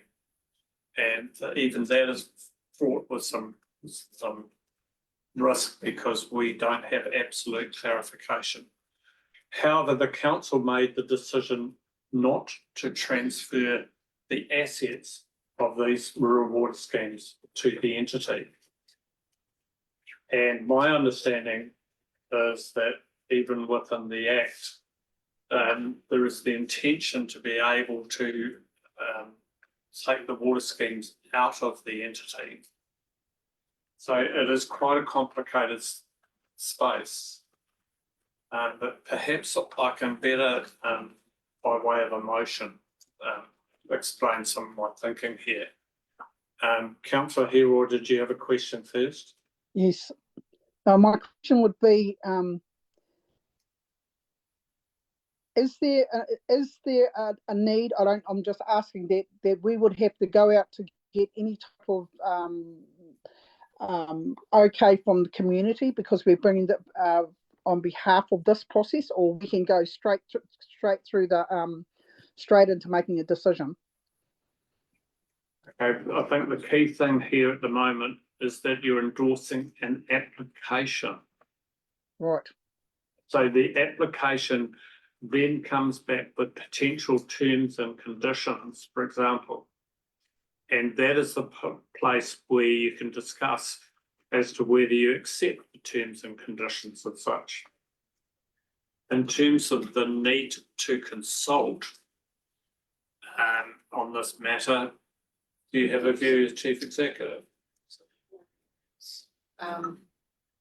Through the chair, I don't believe we do because we're not proposing something new. The scheme exists and they're asking for capital funding for a project one way or the other. And we would consider that, we can consider that within annual plans, but equally we can consider outside of it. There will be an impact on our ratepayers, either regardless of which path we go down, but that can be built into our annual plans. Yeah, there could be a potential impact depending on acceptance of the terms and conditions. Okay. So we're not at the stage of understanding an impact if there is one. So look, maybe I'll move a motion. Sorry, Councillor Baird, you had a question. I do have a question, and that is, it's the what if we don't question. What are the impacts of not doing this project, please? I can speak to that. Thank you. Look, I'll move a motion that council endorses the Erewhon Rural Water Schemes New Zealand Regional Infrastructure Fund application. It's not to say it's going to go ahead, it's approving the application, looking for a seconder to that. However, councillor O'Fee, I'll put you on on score sheet here. So first and foremost, this is an application process. And there are three ways in which the infrastructural fund can fund an application. First is by share grant. That is literally where they give the money with no recourse. That is incredibly unlikely to happen. The fund has illustrated that it has made a number of grants, but it's not in the position to fund by way of grant really any other. But the process is quite whimsical, if you like.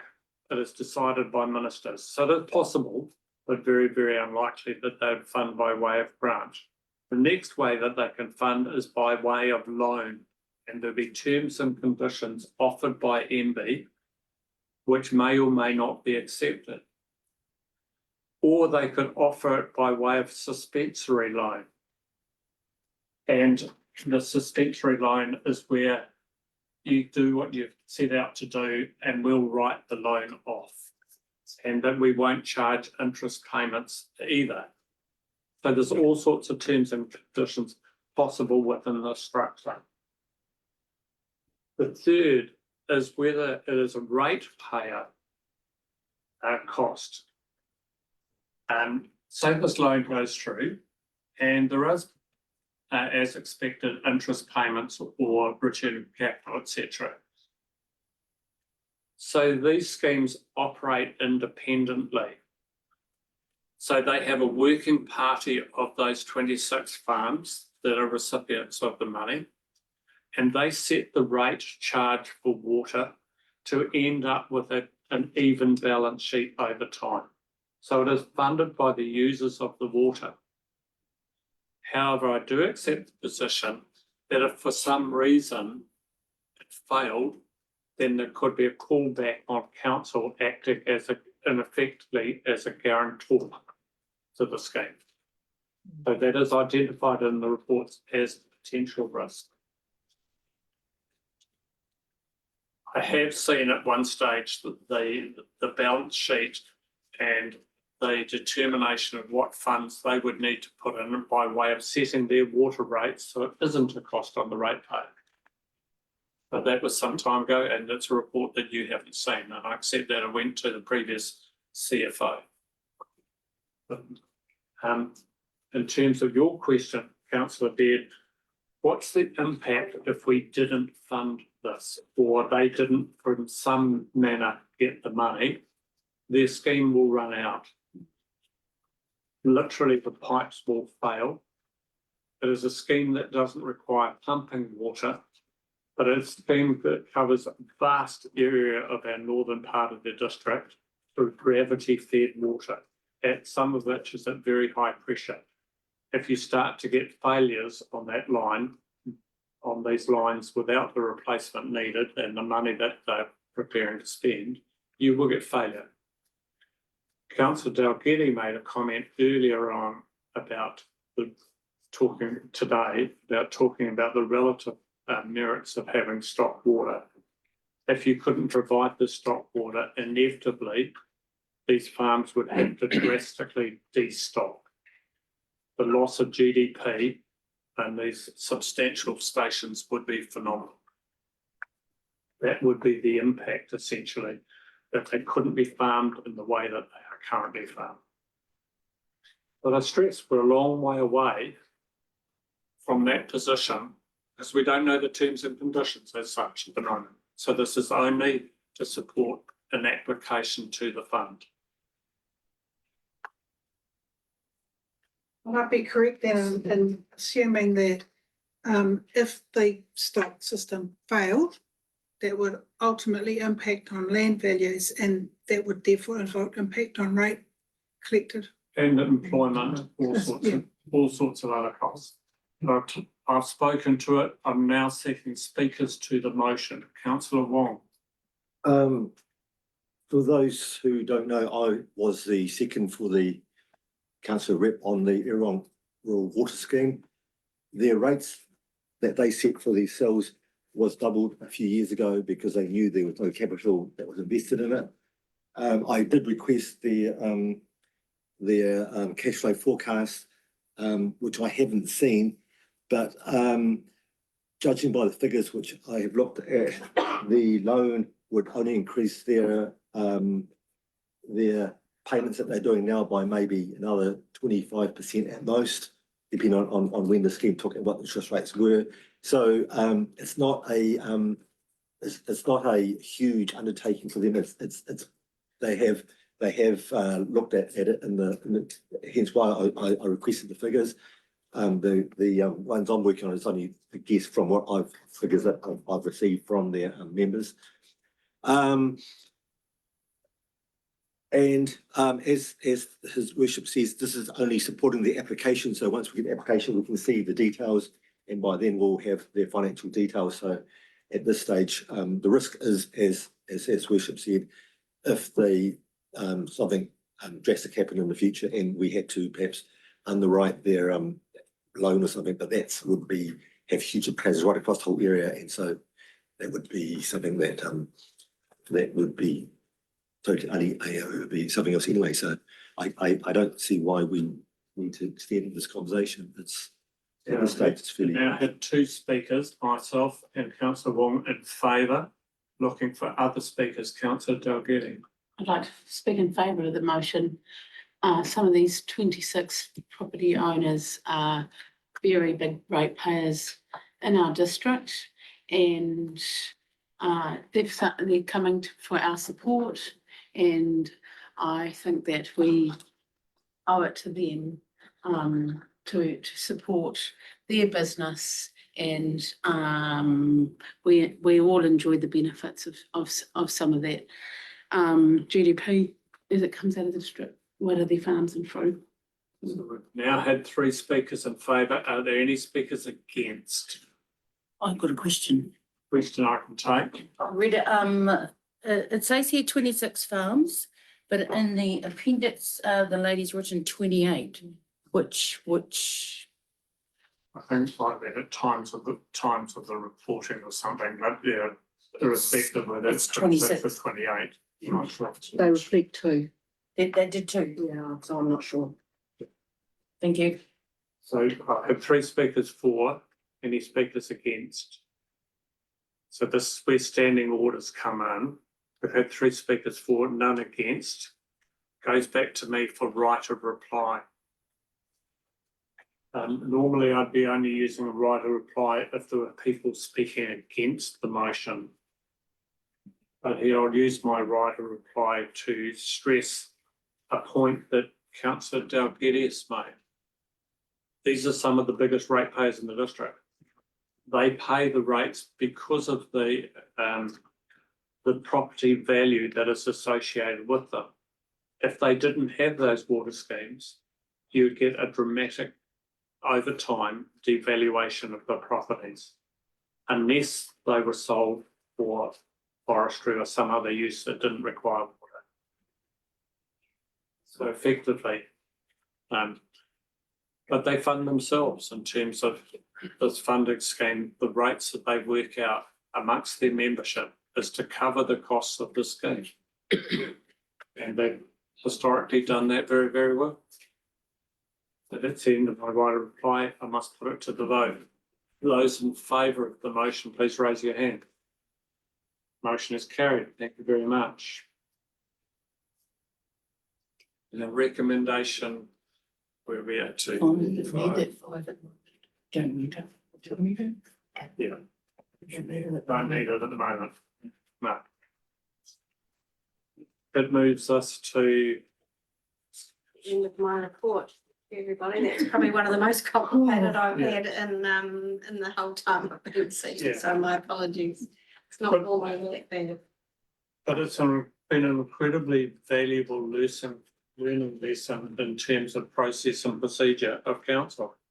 So it is complicated, and if you go, councillors, if you go back and think about it, can you go back over this, please? Rach, come and see me, and we'll take you through the process. Question? No questions, so long as it's not tricky. Why have these items in CE's report when they could be reports for decisions? Timing, First one. mostly timing, yeah. And just where we are in the triennium, basically.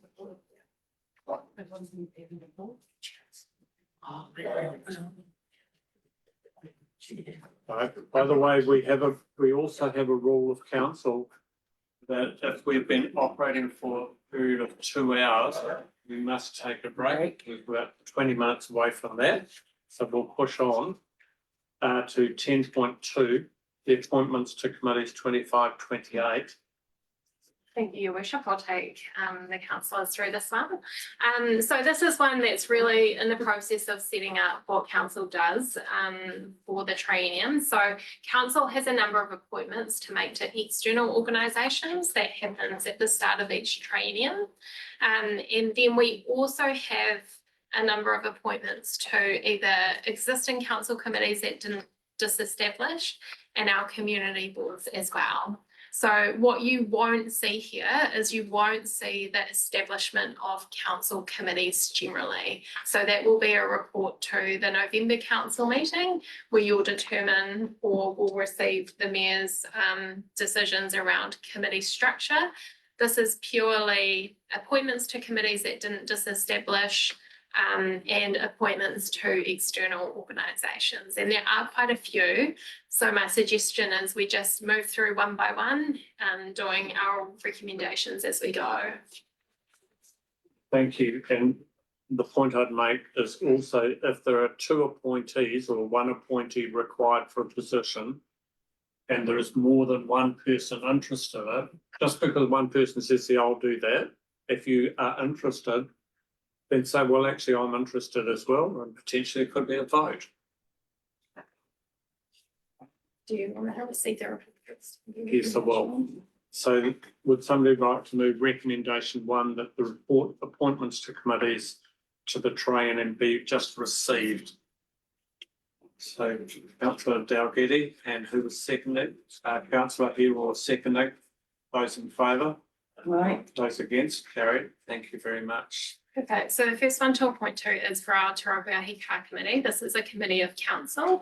It mainly includes tangata whenua of the Rangiteke, and the terms of reference also identify that our 2 Māori ward councillors are automatically members. The previous triennium, there were also 2 elected members, His Worship the Mayor and former councillor Jill Duncan.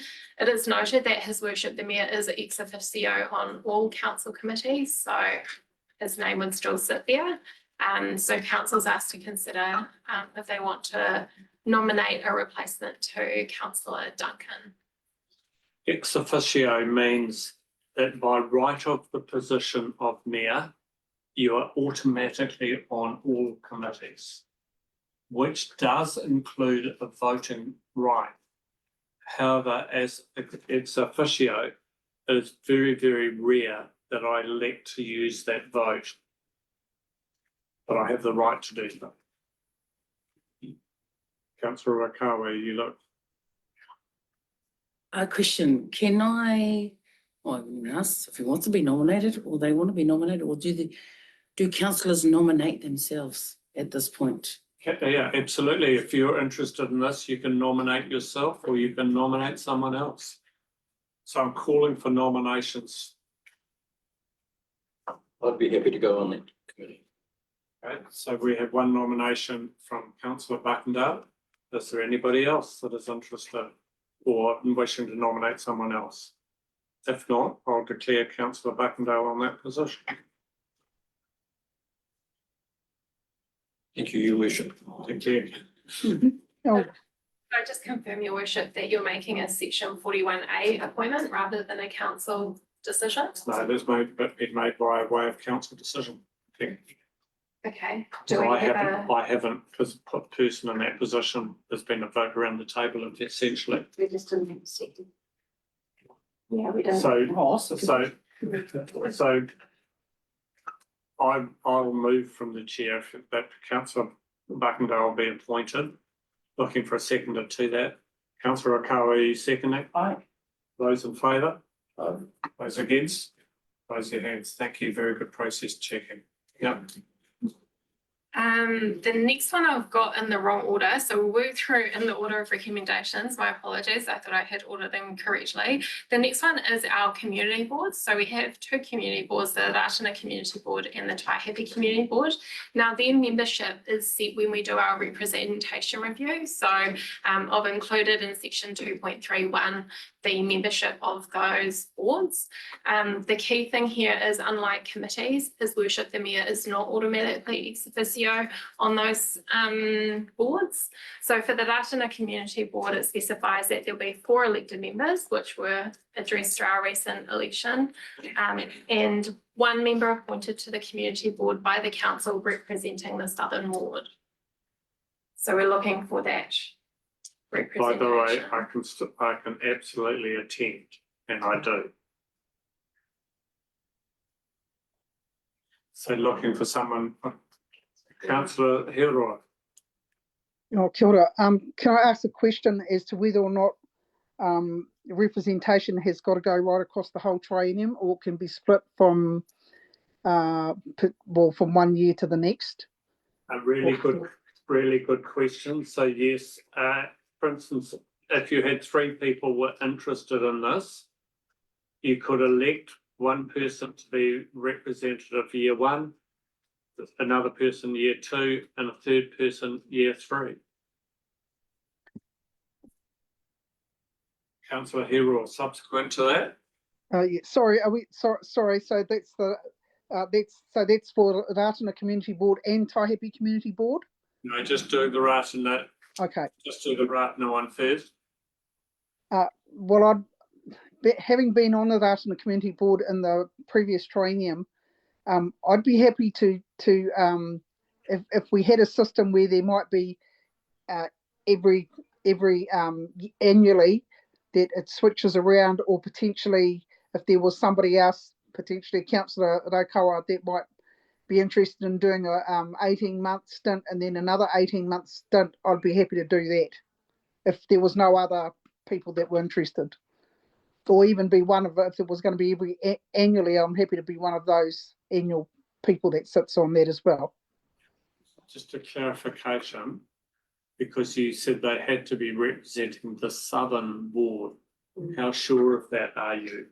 We are very sure, and last triennium, councillor Hero representative, and obviously she isn't from the Southern Ward. So you've had absolute clarification. It's in the representation review determination. Yeah. So councillor Hero, according to that, you wouldn't be eligible for the community, for the Ratana Community Board, which surprises me. Yes. Yeah. So I've got a question. I'll take a question. I'll take So two given that questions. my ward goes from the Yes. top of the top all the way down to Ratana, what does that mean? That doesn't sound right to me. That doesn't sound comfortable to me either. And look, I would take a stab at this, that you are eligible because you're representing part of the southern area. That would be my. Yeah, so Chief Executive and I concur. We're saying that you could be eligible, you will be eligible. Councillor Raukawa, you have a view? I do, actually, because then that would make it, I can't sit in that other year that you want to do, because I'm not in the Southern Ward as such. Yes, it's something we will rectify when we do our next representation review, but. But then, I don't know what, is it, don't I represent Bulls and Martin, which is Southern? No, is that not the Southern? That's how we would. Yeah, we'll just take that view that you're eligible. Okay, so here's my suggestion. Thank you for 18 months.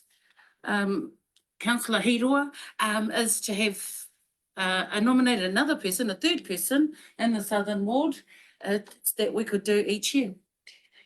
I would like to nominate myself. Can I do 2 nominations? Myself and Councillor Sharland, along with Councillor Hiroa. Okay, so let's cut to the chase here. Yes. Are all 3 of you accepting a position of 1 year each?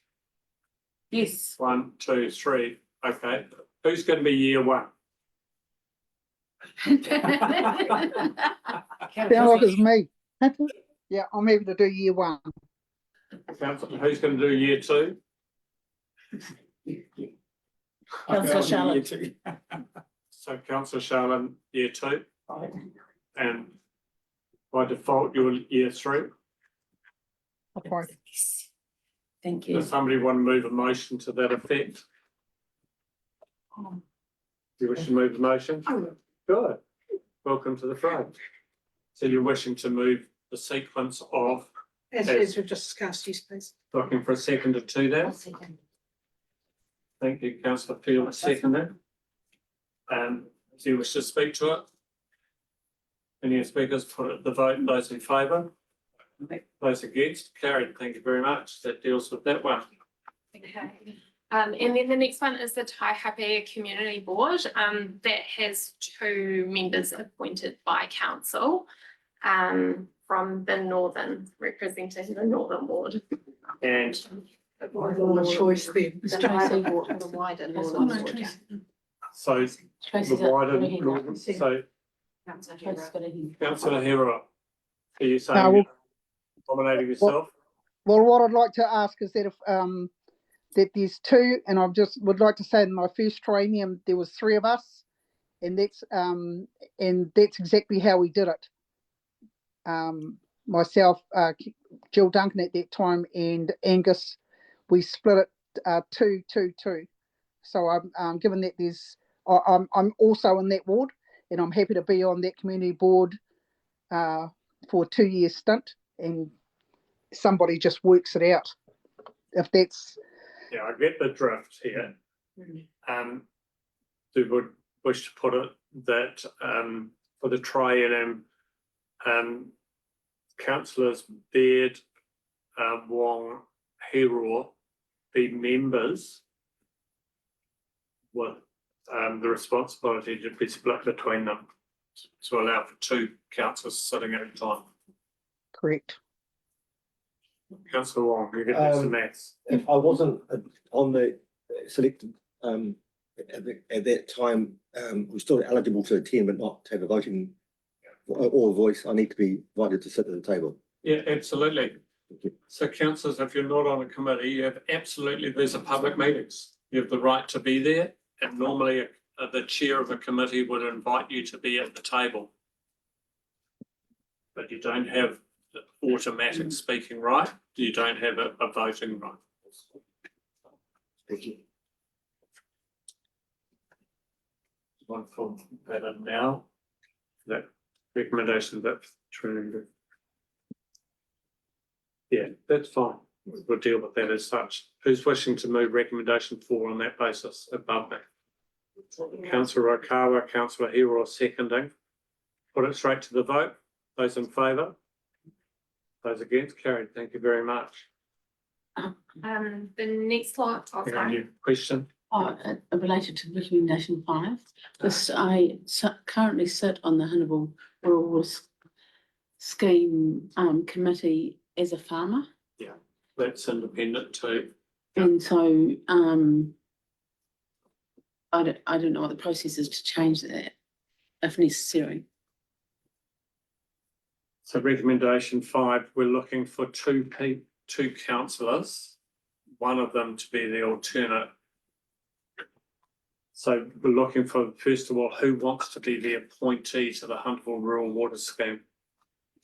Need to be Nominating? myself. Yeah, councillor Dalgety. I'll second it.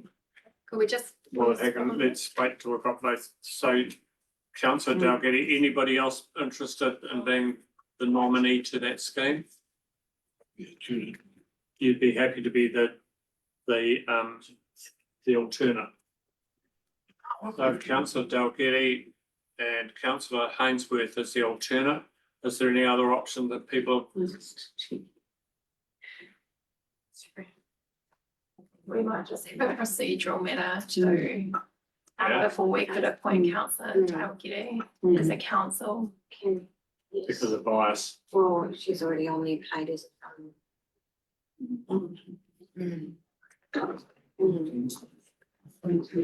Let's appoint at the moment and we'll have that, if we need to tidy it up later, well, at least we've got a position. Okay, cool. Pretty much looking good enough. That. Yeah, so if this needs to come back for correction, we'll deal with it then. If you need to check that, I'll put it to the vote. Those in favour? Those against? Carried. So in my view, councillor Hainsworth, if this comes back and says she can't effectively be filling both positions, then you'd move to, and then we'd be seeking another alternate, right? Omatani. We're looking there for somebody who wants to be on the Omatani Rural Water Scheme. We've got a willing volunteer. Thank you, councillor Fay. Any other options? I'd be interested. Sorry, I'd be interested, the so neighbours. you'd be interested. If there are two of you interested, there becomes a vote between you. That's fine. That's fair and proper process. So we have interest from councillor O'Fee and from councillor Beard. Any further interest? Okay, can I have a show of hands for let's be brutal around this rather than secretive. A show of hands for councillor O'Fee to be appointed. Please. Put your hands up, please. 1, 2, 3, 4, 5. Thank you. Those for councillor Beard to be appointed. I know where this is going. 1, 2, 3, 4, 5, 6. 1, 2, 3, 4, 5, 6. Yes. So we'll appoint councillor Beard to be appointed with the alternate being councillor O'Fee. So if a turn is needed, you automatically put that to the vote. Mover, please. Councillor Sharland. Would not go to you. Councillor Wong seconding. Those in favour? Aye. Carried, thank you very much. Recommendation 7. Erewhon. We need, so the Erewhon will be a very busy space. So councillor Wong, interest? Yes. And any further interest in terms of Erewhon? I'm looking for either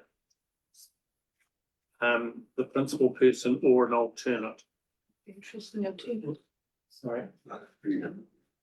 I'd be interested in the alternate. As an alternate. Yeah. Any further suggestions around that? So councillor Wong, councillor Beard as alternate. You're not drawing water scheme water from Pardon? that. You're not drawing. Neither water of from them, that no. scheme. I wish we had a water scheme. Yeah. Right, looking for someone to move in that direction. That councillor Wong and councillor Beard. Councillor Dalgety moving, councillor Hero seconding, put it to the vote. Those in favour? Those against? Carried. Thank you very much. Recommendation 8, looking for a councillor to be appointed to the Creative New Zealand Assessment Committee. This is, and it deals with creative thinking. That would be something I'd be interested in. Councillor Field, anybody else?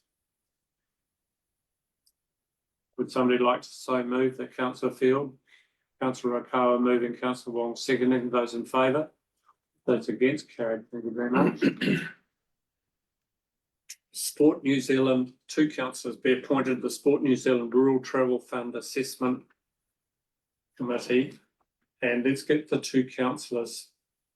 First of all, who's interested in this space? Councillor Sharland's interested. Councillor O'Fee and councillor Hainsworth, do you have your hand up as well? No.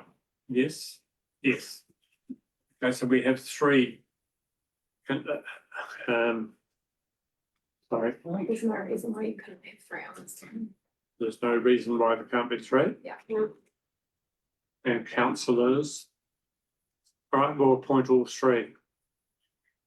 As they're appointed to the assessment committee, but somebody's got to be appointed as chair. Who wants to put their hand up to be chair? Councillor Fee, anyone? Right, would somebody like to move in the direction of Charlotte Hainsworth and Fee be on it, and that Councillor Fee is appointed as chair? Looking for a mover to that effect. Councillor Field moving, Councillor Okawa seconding. The vote, those in favour? Those against, carried. Thank you very much. How many more of this go? Quite a few. So it's 3 o'clock now, and we've got quite a few to go. So we'll take 5-10 minute break. Thank you. Councillor Hero, did you have a question? Can you just the question, is it Creative Communities or Creative New Zealand? Is the organisation that provides the funding, and the credit community scheme is what we call the panel wants to extend. Yeah. So you're talking one and the same effectively, aren't you? Funder and the scheme members. Right, thank you. Same scheme, yeah.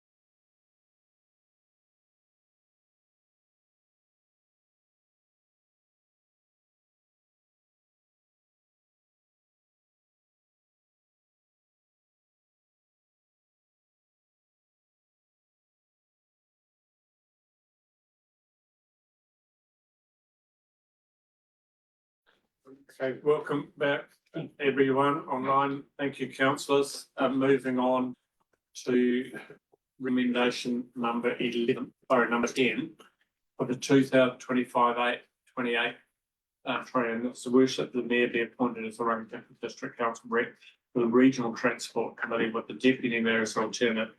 This is a standard one. This is where all the mayors sit on these groups. So would somebody like to move that? Councillor Buckendale moving, Councillor Charlton seconding. Those in favour? Those against? Carried. Thank you very much. Recommendation 11. This is the Passenger Transport Committee. Councillor Wong was appointed, and it is correct that he should be there, in my opinion. So look, but we'll do it by way of moving. I will move that Councillor Wong be appointed, and I congratulate him as part of the work he's done in this space. That should be continued. So Councillor Wong. An alternate. Yeah, would you like an alternate, your worship? Not needed, I don't think. If anybody is interested, it's a public meeting, so they're always welcome. But they don't get automatic speaking, voting rights. Yeah. Looking for a seconder. Seconding, but should you require an alternate for it, I'm happy to have myself down as an alternate if it would just be procedurally easier for everybody. And they're quite happy for that to be alternate. So include that, even though we've already moved. So moved and seconded, put it straight to the vote. Those in favour? Those against? Carried. Thank you. Now, the Dunning Trust. So I just need to advise you around this.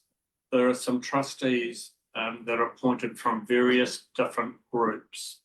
So there is always a trustee from the National Party. There is a trustee from the Anglican Church or Vestry. There is the true trustee is from the Trust in Wellington. So we're advisory trustees, but the mayor is named in the documents as a trustee, as an advisory trustee. However, if the mayor is rural, then the other one named must be urban. Because I'm urban, this time it must be rural. Rita Batley was named by council as the rural one. She's only been on the Dunning Trust for a reasonably short space of time. So to my mind, it would be logical that she continues.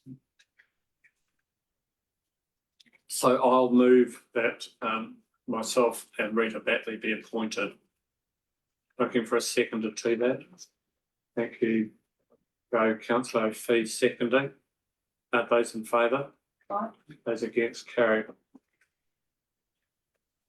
Otaiapi Health Trust. We need representative and it takes some I've got guidance. an update today from Councillor Wong. So traditionally, the Otaiapi Health Trust has requested a nominee from council. This year, they have not requested a nominee from council. So I think if I haven't requested one, we let that lie on the table.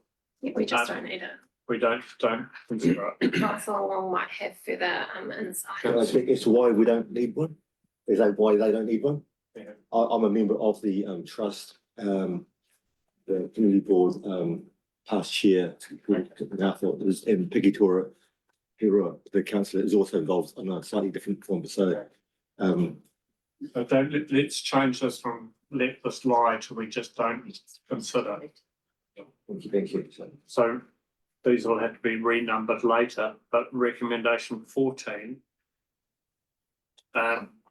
This is the Ngati Rangi one in terms of the Motonga River catchment. Sorry, the Pongahu River catchment, sorry. And that's a confirmation of my appointment. Councillor Okawa. I'd like to move that. Moving, looking for seconder. Councillor Dalgety seconding. Those in favour? Those against? Carried. Thank you. Next one. This is the Bonnie Glen trust. And what happened with this trust, when it was set up, it went with the mayor. And I said that I would be on it until such time that we got it embedded. And I could then pass it to somebody else. So it was passed reasonably late in the process to Councillor Wilson, which would make it logical for Councillor Wilson to continue in that role. So I think really you're looking for an alternate to that. Who would like to take that role? Councillor Buckendale, are you interested? Anybody else interested? Could somebody move that Councillor Wilson, Councillor Buckendale, Councillor Rakawa move that, seconder Councillor Heroy, seconding. Those in favour? Those against? Carried, thank you. Just as an explanation for new councillors. So the Bonnie Glen Community Trust, Bonnie Glen is the rubbish dump. It's meant to be a better name than that. On the way out towards Wanganui. Now, as part of the resource consent condition for that to operate, they had to set up a fund that gave money back to the community. In other words, the logic here is we've imposed ourselves on the community. That comes with traffic, noise, odour, wind, etc., all the negatives of operating a site like that. So as part of the resource consent, they had then had to set up a fund that gives back to the community.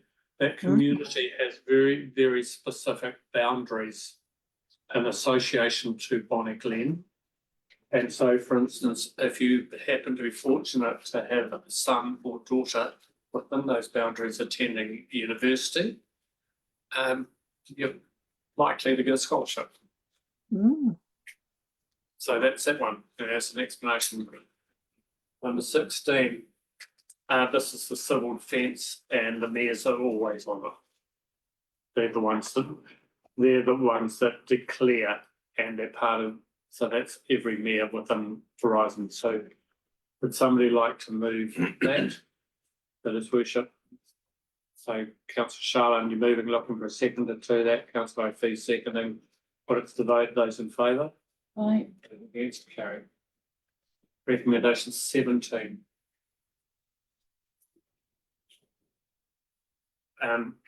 This is a sequence in effect. So when there's a civil defence emergency, the person who actually declares is not a staff member, it is the mayor. And if the mayor isn't available, then it should go to the deputy mayor. And there should be a requirement also, it's not necessarily needed in this recommendation, but for instance, if I am out of the district for any time, I will put in an email to the deputy mayor that I'm away between these dates and that officially you're in charge of a needed declaration. That's the way it works. So would somebody like to move? So move. Councillor Barton are moving. Seconding Councillor Dargetti. Those in favour?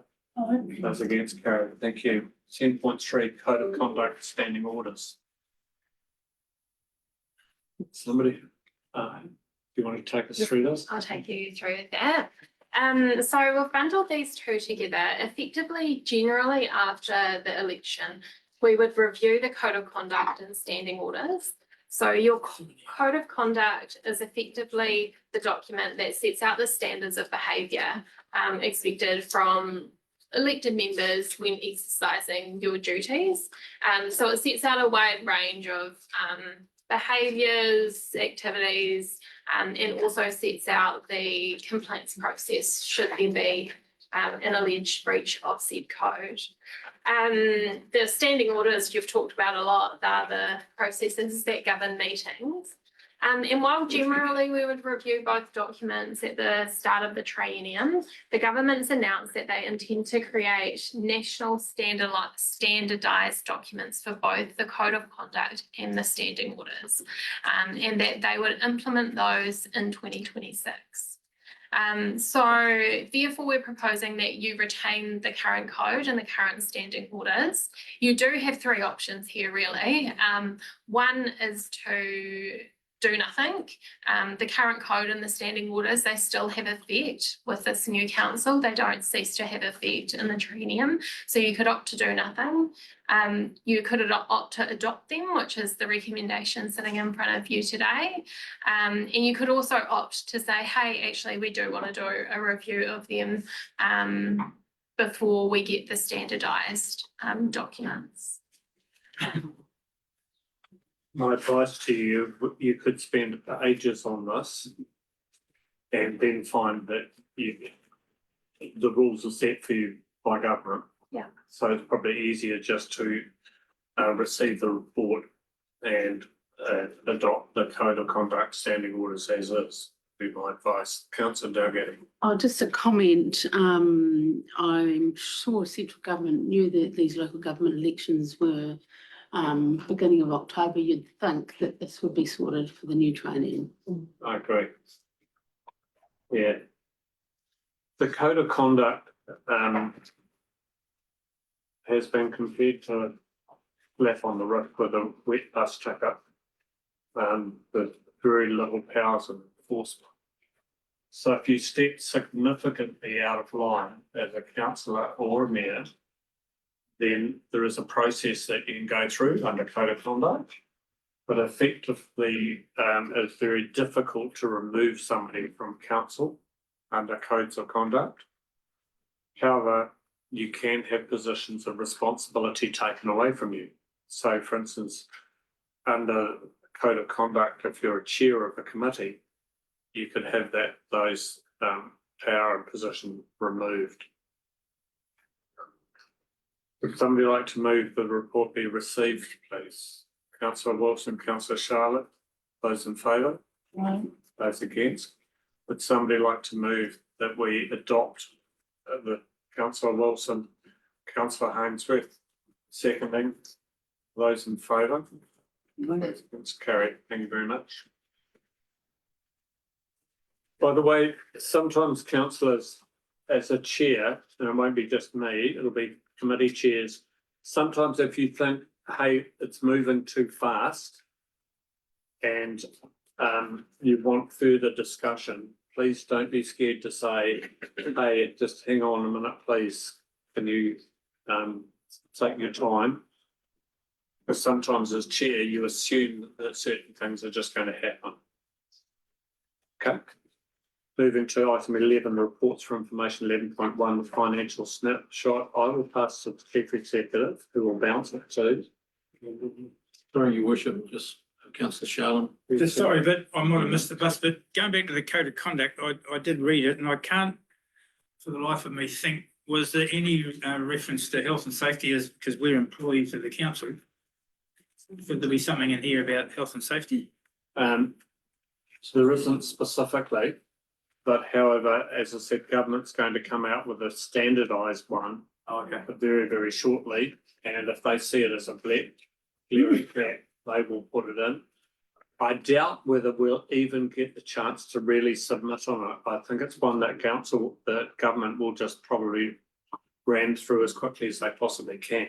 Hot off the press, it's actually out for consultation today. It's come out today. Yeah. So have a look at that. And if you think there's a submission that we need to put in as council, come back to, Carol or myself. Yeah. Standing orders, not code of conduct today. Yeah, 11.1. So through the chair, I'll take the report as read, and just before I hand over to Goran, I just kind of want to emphasise, particularly for our newer elected members, the information you see in an annual report and the information you receive every month don't align, because what you receive in the annual report is very much a legislative and it's always to a long-term plan. We report monthly to initially our annual plan, which will be different to a long-term plan unless we're in year one. But equally, as we work through the year and we do council adopts resolutions such as carry forwards, our report becomes a a variation to the annual plan as well. So we just like to keep things a bit confusing. So we end up with, during year 2 and 3, basically having 3 different forms of budgets, but we report to what we call the management reporting, which is the most recent budget based on what council resolves throughout a year. So you will see things just that little bit different. Warren and I actively encourage questions. So if either certainly through council, but equally if you're unsure when you're reading any of the information, feel free to put it through the councillor inquiries, and we will have those questions ready to answer when we sit here presenting to you on a monthly basis. Hoping that makes sense. Happy to hand over to Warren. Okay, thank you, Dan. Okay, this report that is tabled in front of you is a report that typically would go to the Finance and Performance Committee each month. However, in the absence of there being one for this month with the change of council, we've tabled it at the full council meeting instead. I will step through this. Normally we would take it as read and just invite questions, but I'll step through because it's probably a good opportunity to get you across the report for a few minutes. So I'll try and be brief, but the report's in 2 sections. I guess there's a high level helicopter view, if you like, of our operational and capital activities. And then we try to illustrate where we are from a cash perspective, a borrowing perspective, etc. as well. So I'll read through these. So start off at section 2. So for September, we reported that we're in front of our plan by $376,000 at this point in time.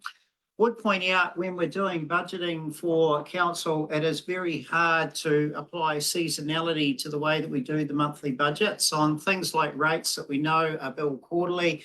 Of course, that's easy to take care of. Rates are paid once at the start of the year. That's easy to take care of. Payroll costs, we know what our payroll is going to be for the number of workdays in the month. So we profile all of those things. But when you get down to the nitty gritty, things like trying to profile building permits and the grants that we receive from NZTA each month for roading is very hard to predict. So we generally take just a straight line profile and divide that over 12 months. So with that said, section 2 sort of illustrates our run rates, if you like, about where we're sitting year to date against those budgets. And hence you see an operating revenue graph and over the page an operating expenditure graph. And we're just tracking, keeping track on relative to our plan where we sit and obviously calling out any major variances. Next graph on section 2 is our capital expenditure graph. It's our year-to-date spend against our plan. And again, it's very hard to predict when we're going to spend our capital because we've got some major projects like the halls, for argument's sake. The roading program can be influenced by bad weather. So again, we generally run pretty much a straight line profile when we're budgeting for those things, with the exception of projects that we know are going to be probably spent more in the second half of the year. For example, our halls expenditure is pretty much profiled towards the second half of this year rather than up front as we continue to work through the planning stages of those. So hence we're reporting there in section 3 that we've currently spent 2.2 million or 5.5% of our annual program. And these by way, the capital program is also talked to in the monthly infrastructure meeting as well. So they go into more detail around that at that meeting. Moving forward to section 4. This gives us a sense of where our liquidity is in terms of the cash we've got in the bank to meet our short-term liabilities.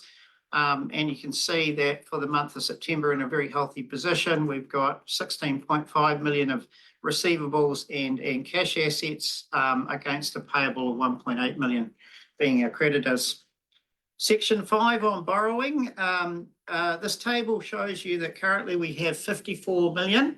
Our principal funder is always LGFA, the Local Government Funding Authority. We use them because we get more favourable rates than we can get from the open market.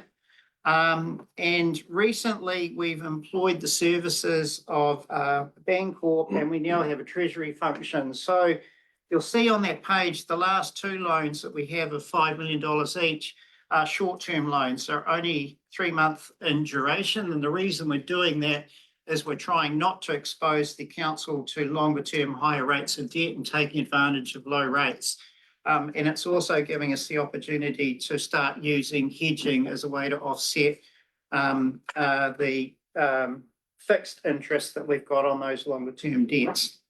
And that's new. We're just getting things structured, so that's starting to work really effectively for us.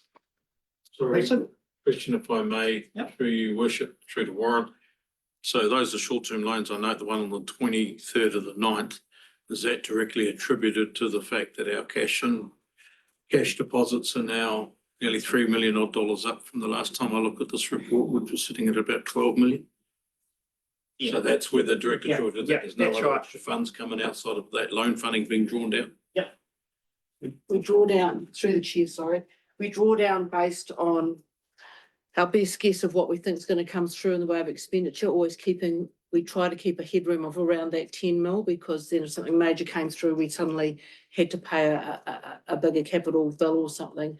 We keep that cash flow to a certain point, but also noting that in that first quarter, we've struck the rates and we've had our instalment come through too. The reason that I asked that and further, if I may, is that the overall debt position of 54 doesn't appear to have changed. That looks like the same reporting that I saw at the last financial overall debt at 54 million. Yeah, that will be absolutely right, and that's because the $5 million is rolled over from a previous short-term commercial bill. Okay, thank you. Understand that. Thank you. So this is one of the illustrations around how I think I pointed out in council only session that the finance is different to the home financing, where literally you're just rolling over debt. Just a comment here, often for new councillors, you get caught out in terms of when the financial year starts. So you might have been operating in a business where you are not expecting a June, July finance year. You might be looking at an alternate one being in March, etc.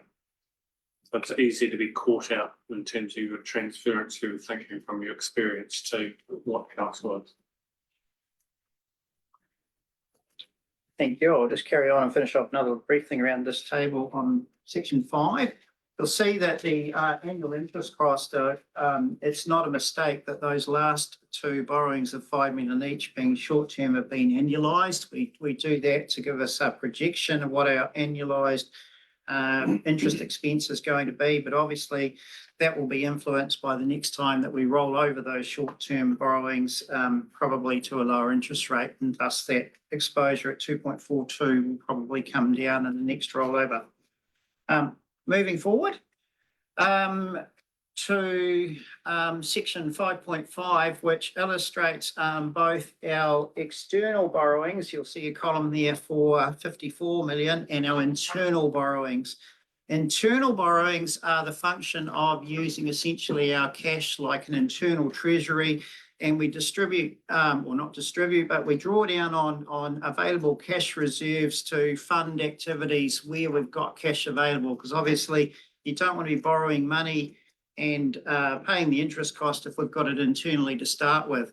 So this, and the reason that the internal loans show us the 30th of June 2024 is we only adjust that once we know that the annual accounts are final, and then we use each of the activity fizzes that are in those annual accounts to work out which functions generated cash over those that actually drew down on cash, and we'll adjust the internal loans accordingly. So that will actually change for the next month. So through the chair, I just want to reiterate that. So we don't borrow money in the funds in the way that we do through a mortgage. We borrow funds to manage cash, and then we allocate that against our activities. Occasionally, if we're buying a particular piece of land or something for something specific, we may borrow specifically for that, but typically we borrow to manage cash. Okay, moving on to section 6 of that report.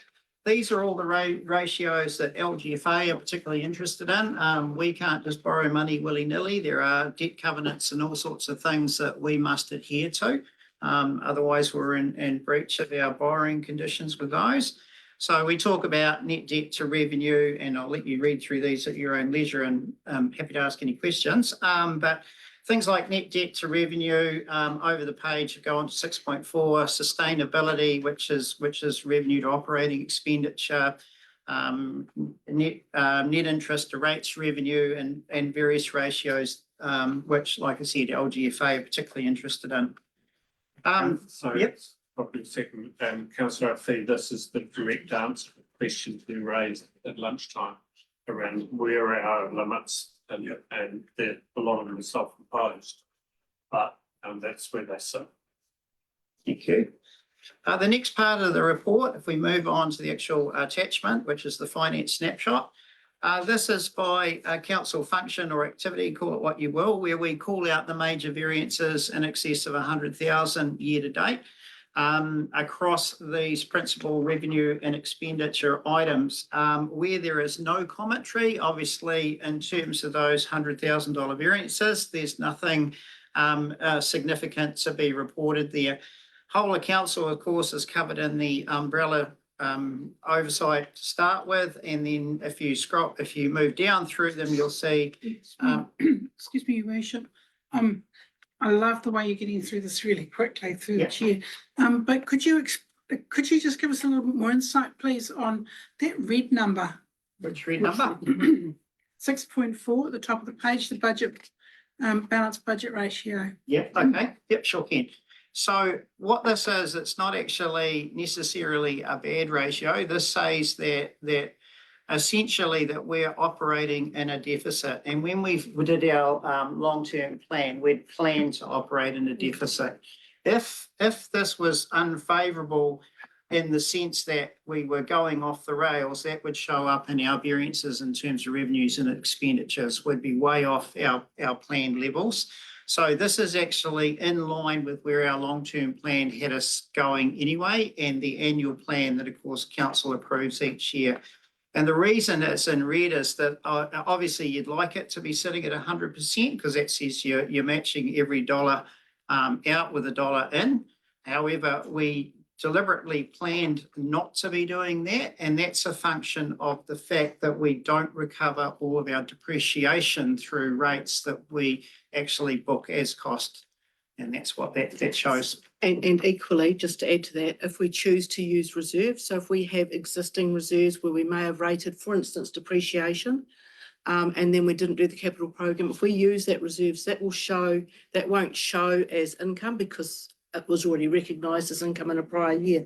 So again, we will look as though we're unbalanced. Can you explain, especially to the new councillors, the concept of depreciation and why you have it in your budgets and what's it used for? It's our favourite subject. So depreciation is very much an accounting term to reflect the cost of the use of the asset each year. So the smaller the asset, the smaller the depreciation, a shorter period, the bigger the asset, typically over a lot longer life. So it's the life of the asset, and we recognise each year a piece of that, because you've used a third of your car over 3 years, or you've used 25 years, 1/25 of a pipe over the 25 years. You cannot reflect it all in 1 year, because that means the rate payers over future years, intergenerational, aren't paying their share. What we sometimes choose to do is go, actually, if we lost this asset, we wouldn't replace it. And that's often where we make the decision on whether we will rate fund depreciation or not. So we might have some halls that are low value, and we might say, actually, if we lost that hall, we would go to the community and fundraise or borrow the money to rebuild. Those kind of conversations.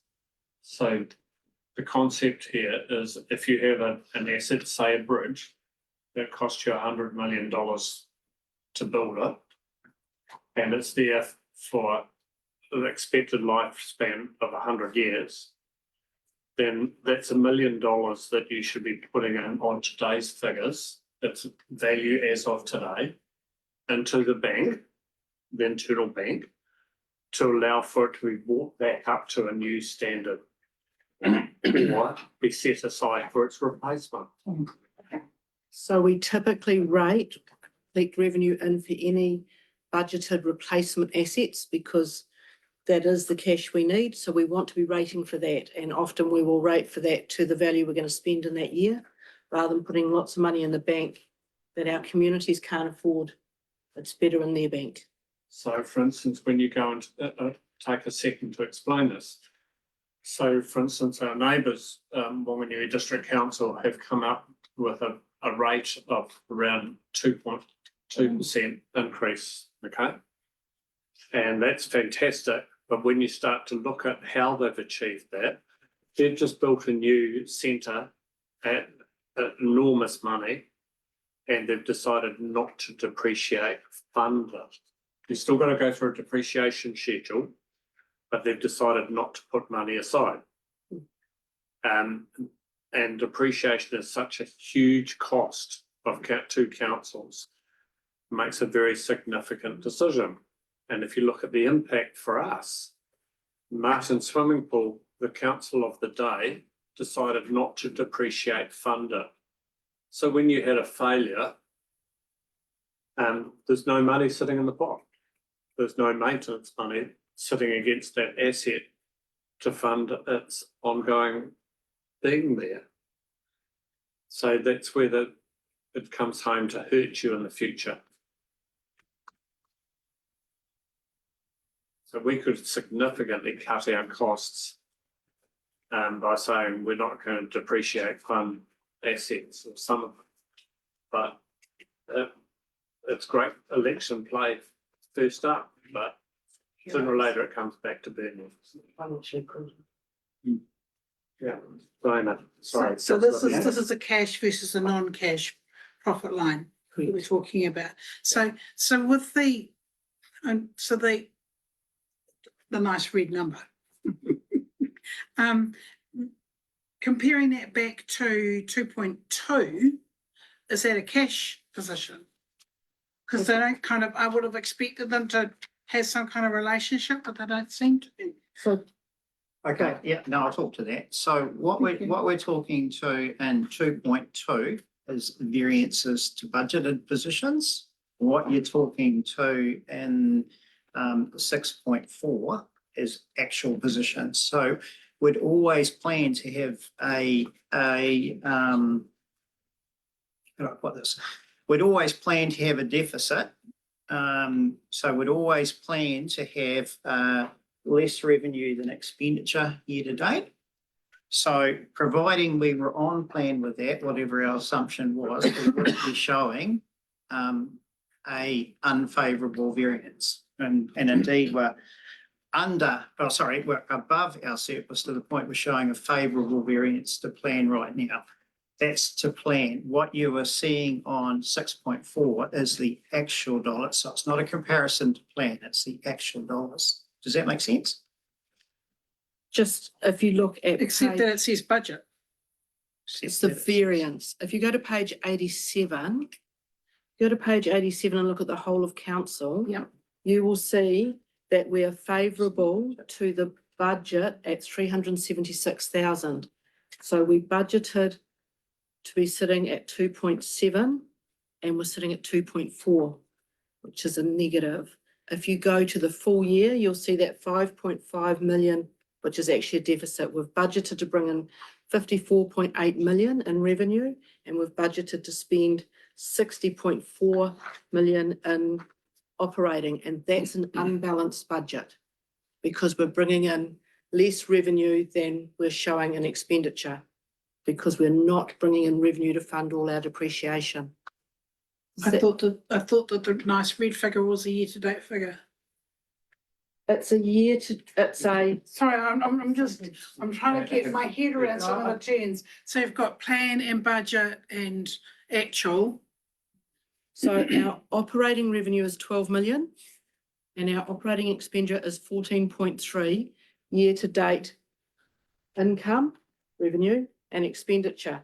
What that's saying is we aren't sitting at 100% income and expense. When you look at that 376 up at 2.2, that talks about a variance. If I've got the number right, I'm trying to get back to it. That is reflecting the variance of the actual spend as opposed to the year. Two different comments, it split it. I'm trying to think how to say this. Year to Maybe- date, yeah, go. Sorry, what I was going to suggest was if you go back to page 87 and you'll be able to see the two numbers in reference to each other. So if you look on the first column there on the year-to-date actuals, you can see there is the 12 million, it's rounded of course, but it's the 12 and referred to in 6.4. And if you look at the total expenses, that's the 14.3 million that's referred to in 6.4. Are you following that so far? Yep. Okay, go across two columns in the year-to-date variances. So our variance to plan on, or variance to budget, I beg your pardon, on revenue is unfavourable 957,000. And our variance on expenses is favourable 1.3. You net them off and that's the 376,000. Yeah, I think I'm understanding. Does that make Yep, sense? yep. Yeah, now I'm all good. understanding. Thank you. Perhaps in terms of the finance team, so we're running an unbalanced budget at the moment. In other words, we're spending more money than we're taking in. And there's a requirement over time to run a balanced budget. So why would we be running an unbalanced budget, and what would be the advantage of that or the reasons for it? Are you asking us or the? I'm asking you. All right, I wasn't sure. I know the answer, but I'm asking. So if you look at the long-term plan, the 10 years, you'll see we become a balanced budget, but short-term, because of the cost of the work we need to do and the cost of the depreciation, we've phased the funding of that depreciation and as we progress through those 10 years. At the end of the 10 years, we've balanced nicely, and that is audited, that is requirement. But we are allowed to do the unders and overs, and what that stops us doing is doing this to our ratepayers. We try not to do that, so we try to smooth where we can costs so that our ratepayers get a consistent increase or flat line. We'd love it was decrease, but what we don't want to do is shoot it up next year because we've got, let's say, high audit fees. We've got because it's a long-term plan, and then drop it down the following year. That's really hard, particularly on some of our businesses and our farms. So we try to streamline, so we'll smooth. So we'll run an unbalanced budget, but we'll catch it up by the end of the 10 years. But like we probably run some of our homes, we might use an overdraft and then put extra money in the next week. Does that make sense? Cool. Okay. Carry on. So the remaining pages 88 through to 95. Just as I said, they are each of the council, I'm going to call them activities. So you've got corporate services and support over the page. You've got community leadership, regulatory services, roading and footpaths, and rubbish and recycling, parks and reserves. So that's a bit of as it says, a snapshot of just where their performance is year to date against budget. And as I said, I'll leave you to talk to read the variance comments where they're appropriate at your own leisure. But there's really not a lot to call out here. I guess our major thing that's happening in terms of revenue right now is that the NZTA funding that we receive is influenced by when we spend our money on repairs and maintenance on roading and also the we spend on roading. We get 66% of that back. It's called the FAR rate. And each month we put a claim in for the amount we've spent. And like I said, very hard to predict exactly when we're going to spend that. And that is principally our major variance right now in terms of revenue and expenditure. Just summarising at a very high level. The final section, page 96, is a snapshot of just the major capital projects we have in excess of $500,000 full year plan. So it's not every project. There'd be 170 odd if we put them all on the page. We're only talking about the big ones, the most influential ones. And as I highlighted earlier in my report, to date we've spent around 6% of our projected spend for the year. And that concludes my summary. Yeah. question from me. I was quite surprised at the revaluation of our roading assets being lower than I thought they would be. And, you know, you hear all the reports of the cost of seal and bitumen having gone up greater than the CPI. So what was the explanation for that?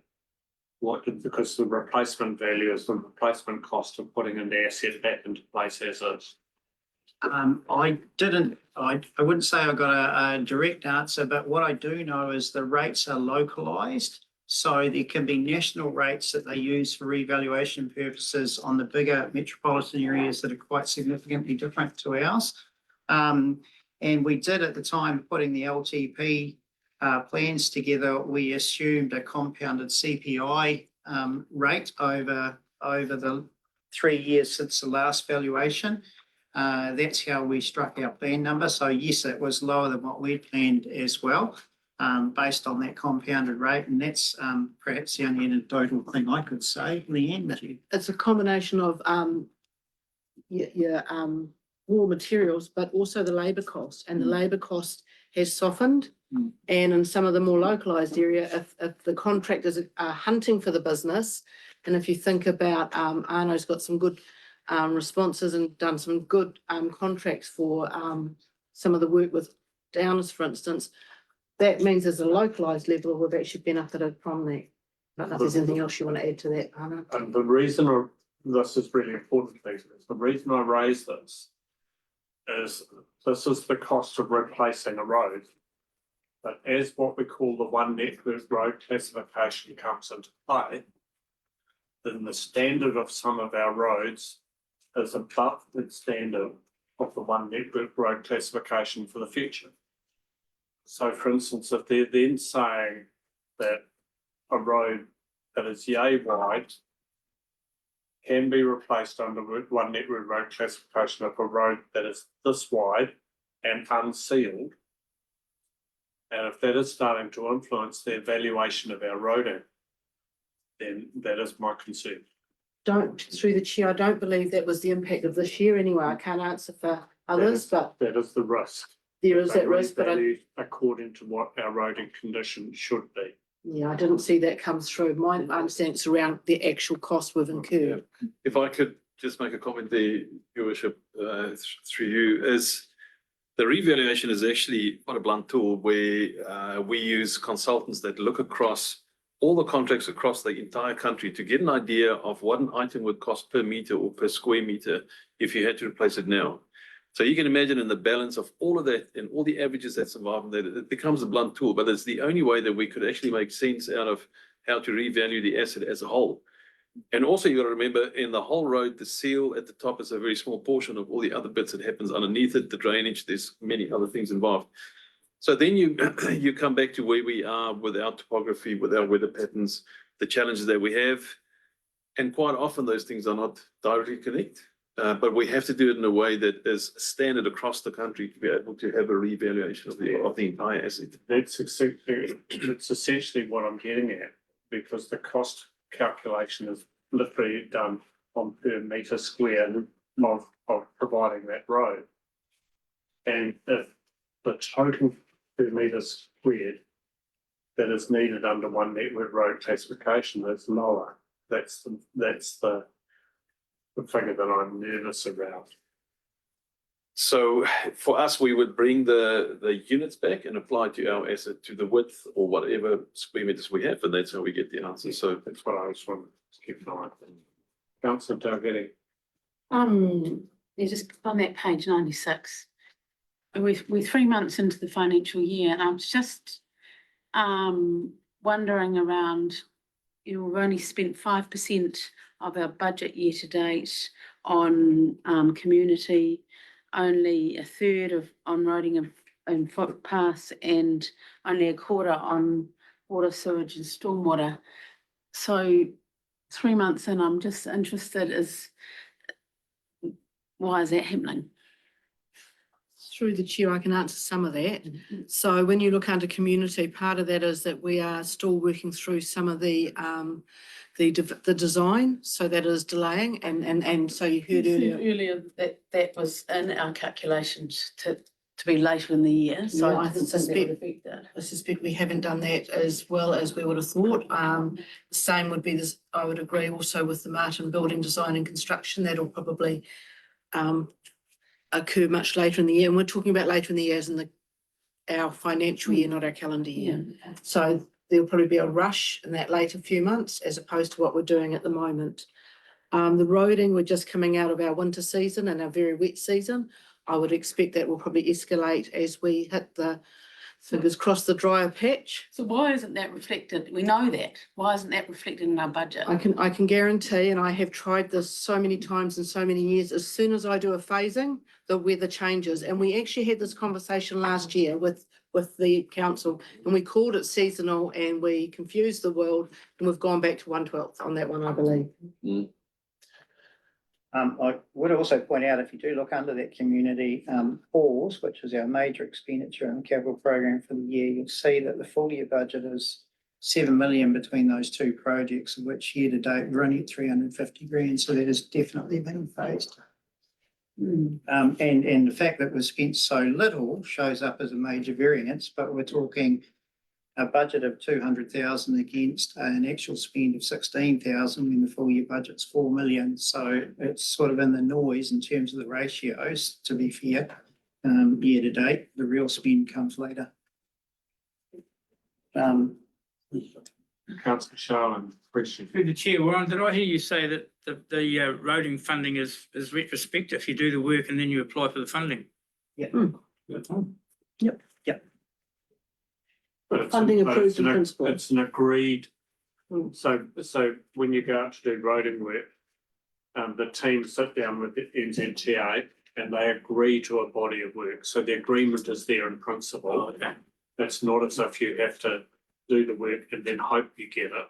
It's agreed prior to, when it's done, then you put it right.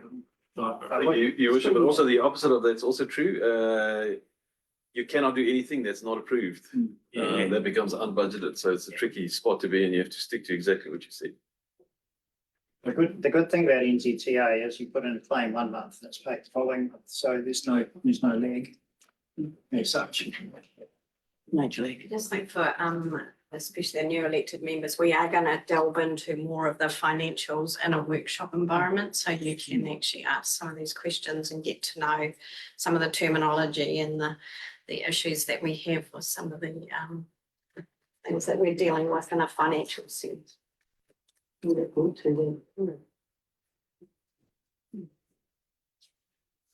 Welcome to the dark arts.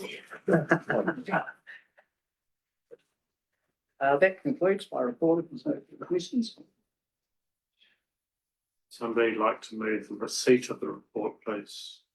Councillor Sharlin moving, Councillor Dalgety seconding. Those in favour? Those against, carried. Thank you. Thank you. Chief Executive, is there anything further that I need to do today? Well, in that case, I'll declare the meeting closed. Thank you, Lighton.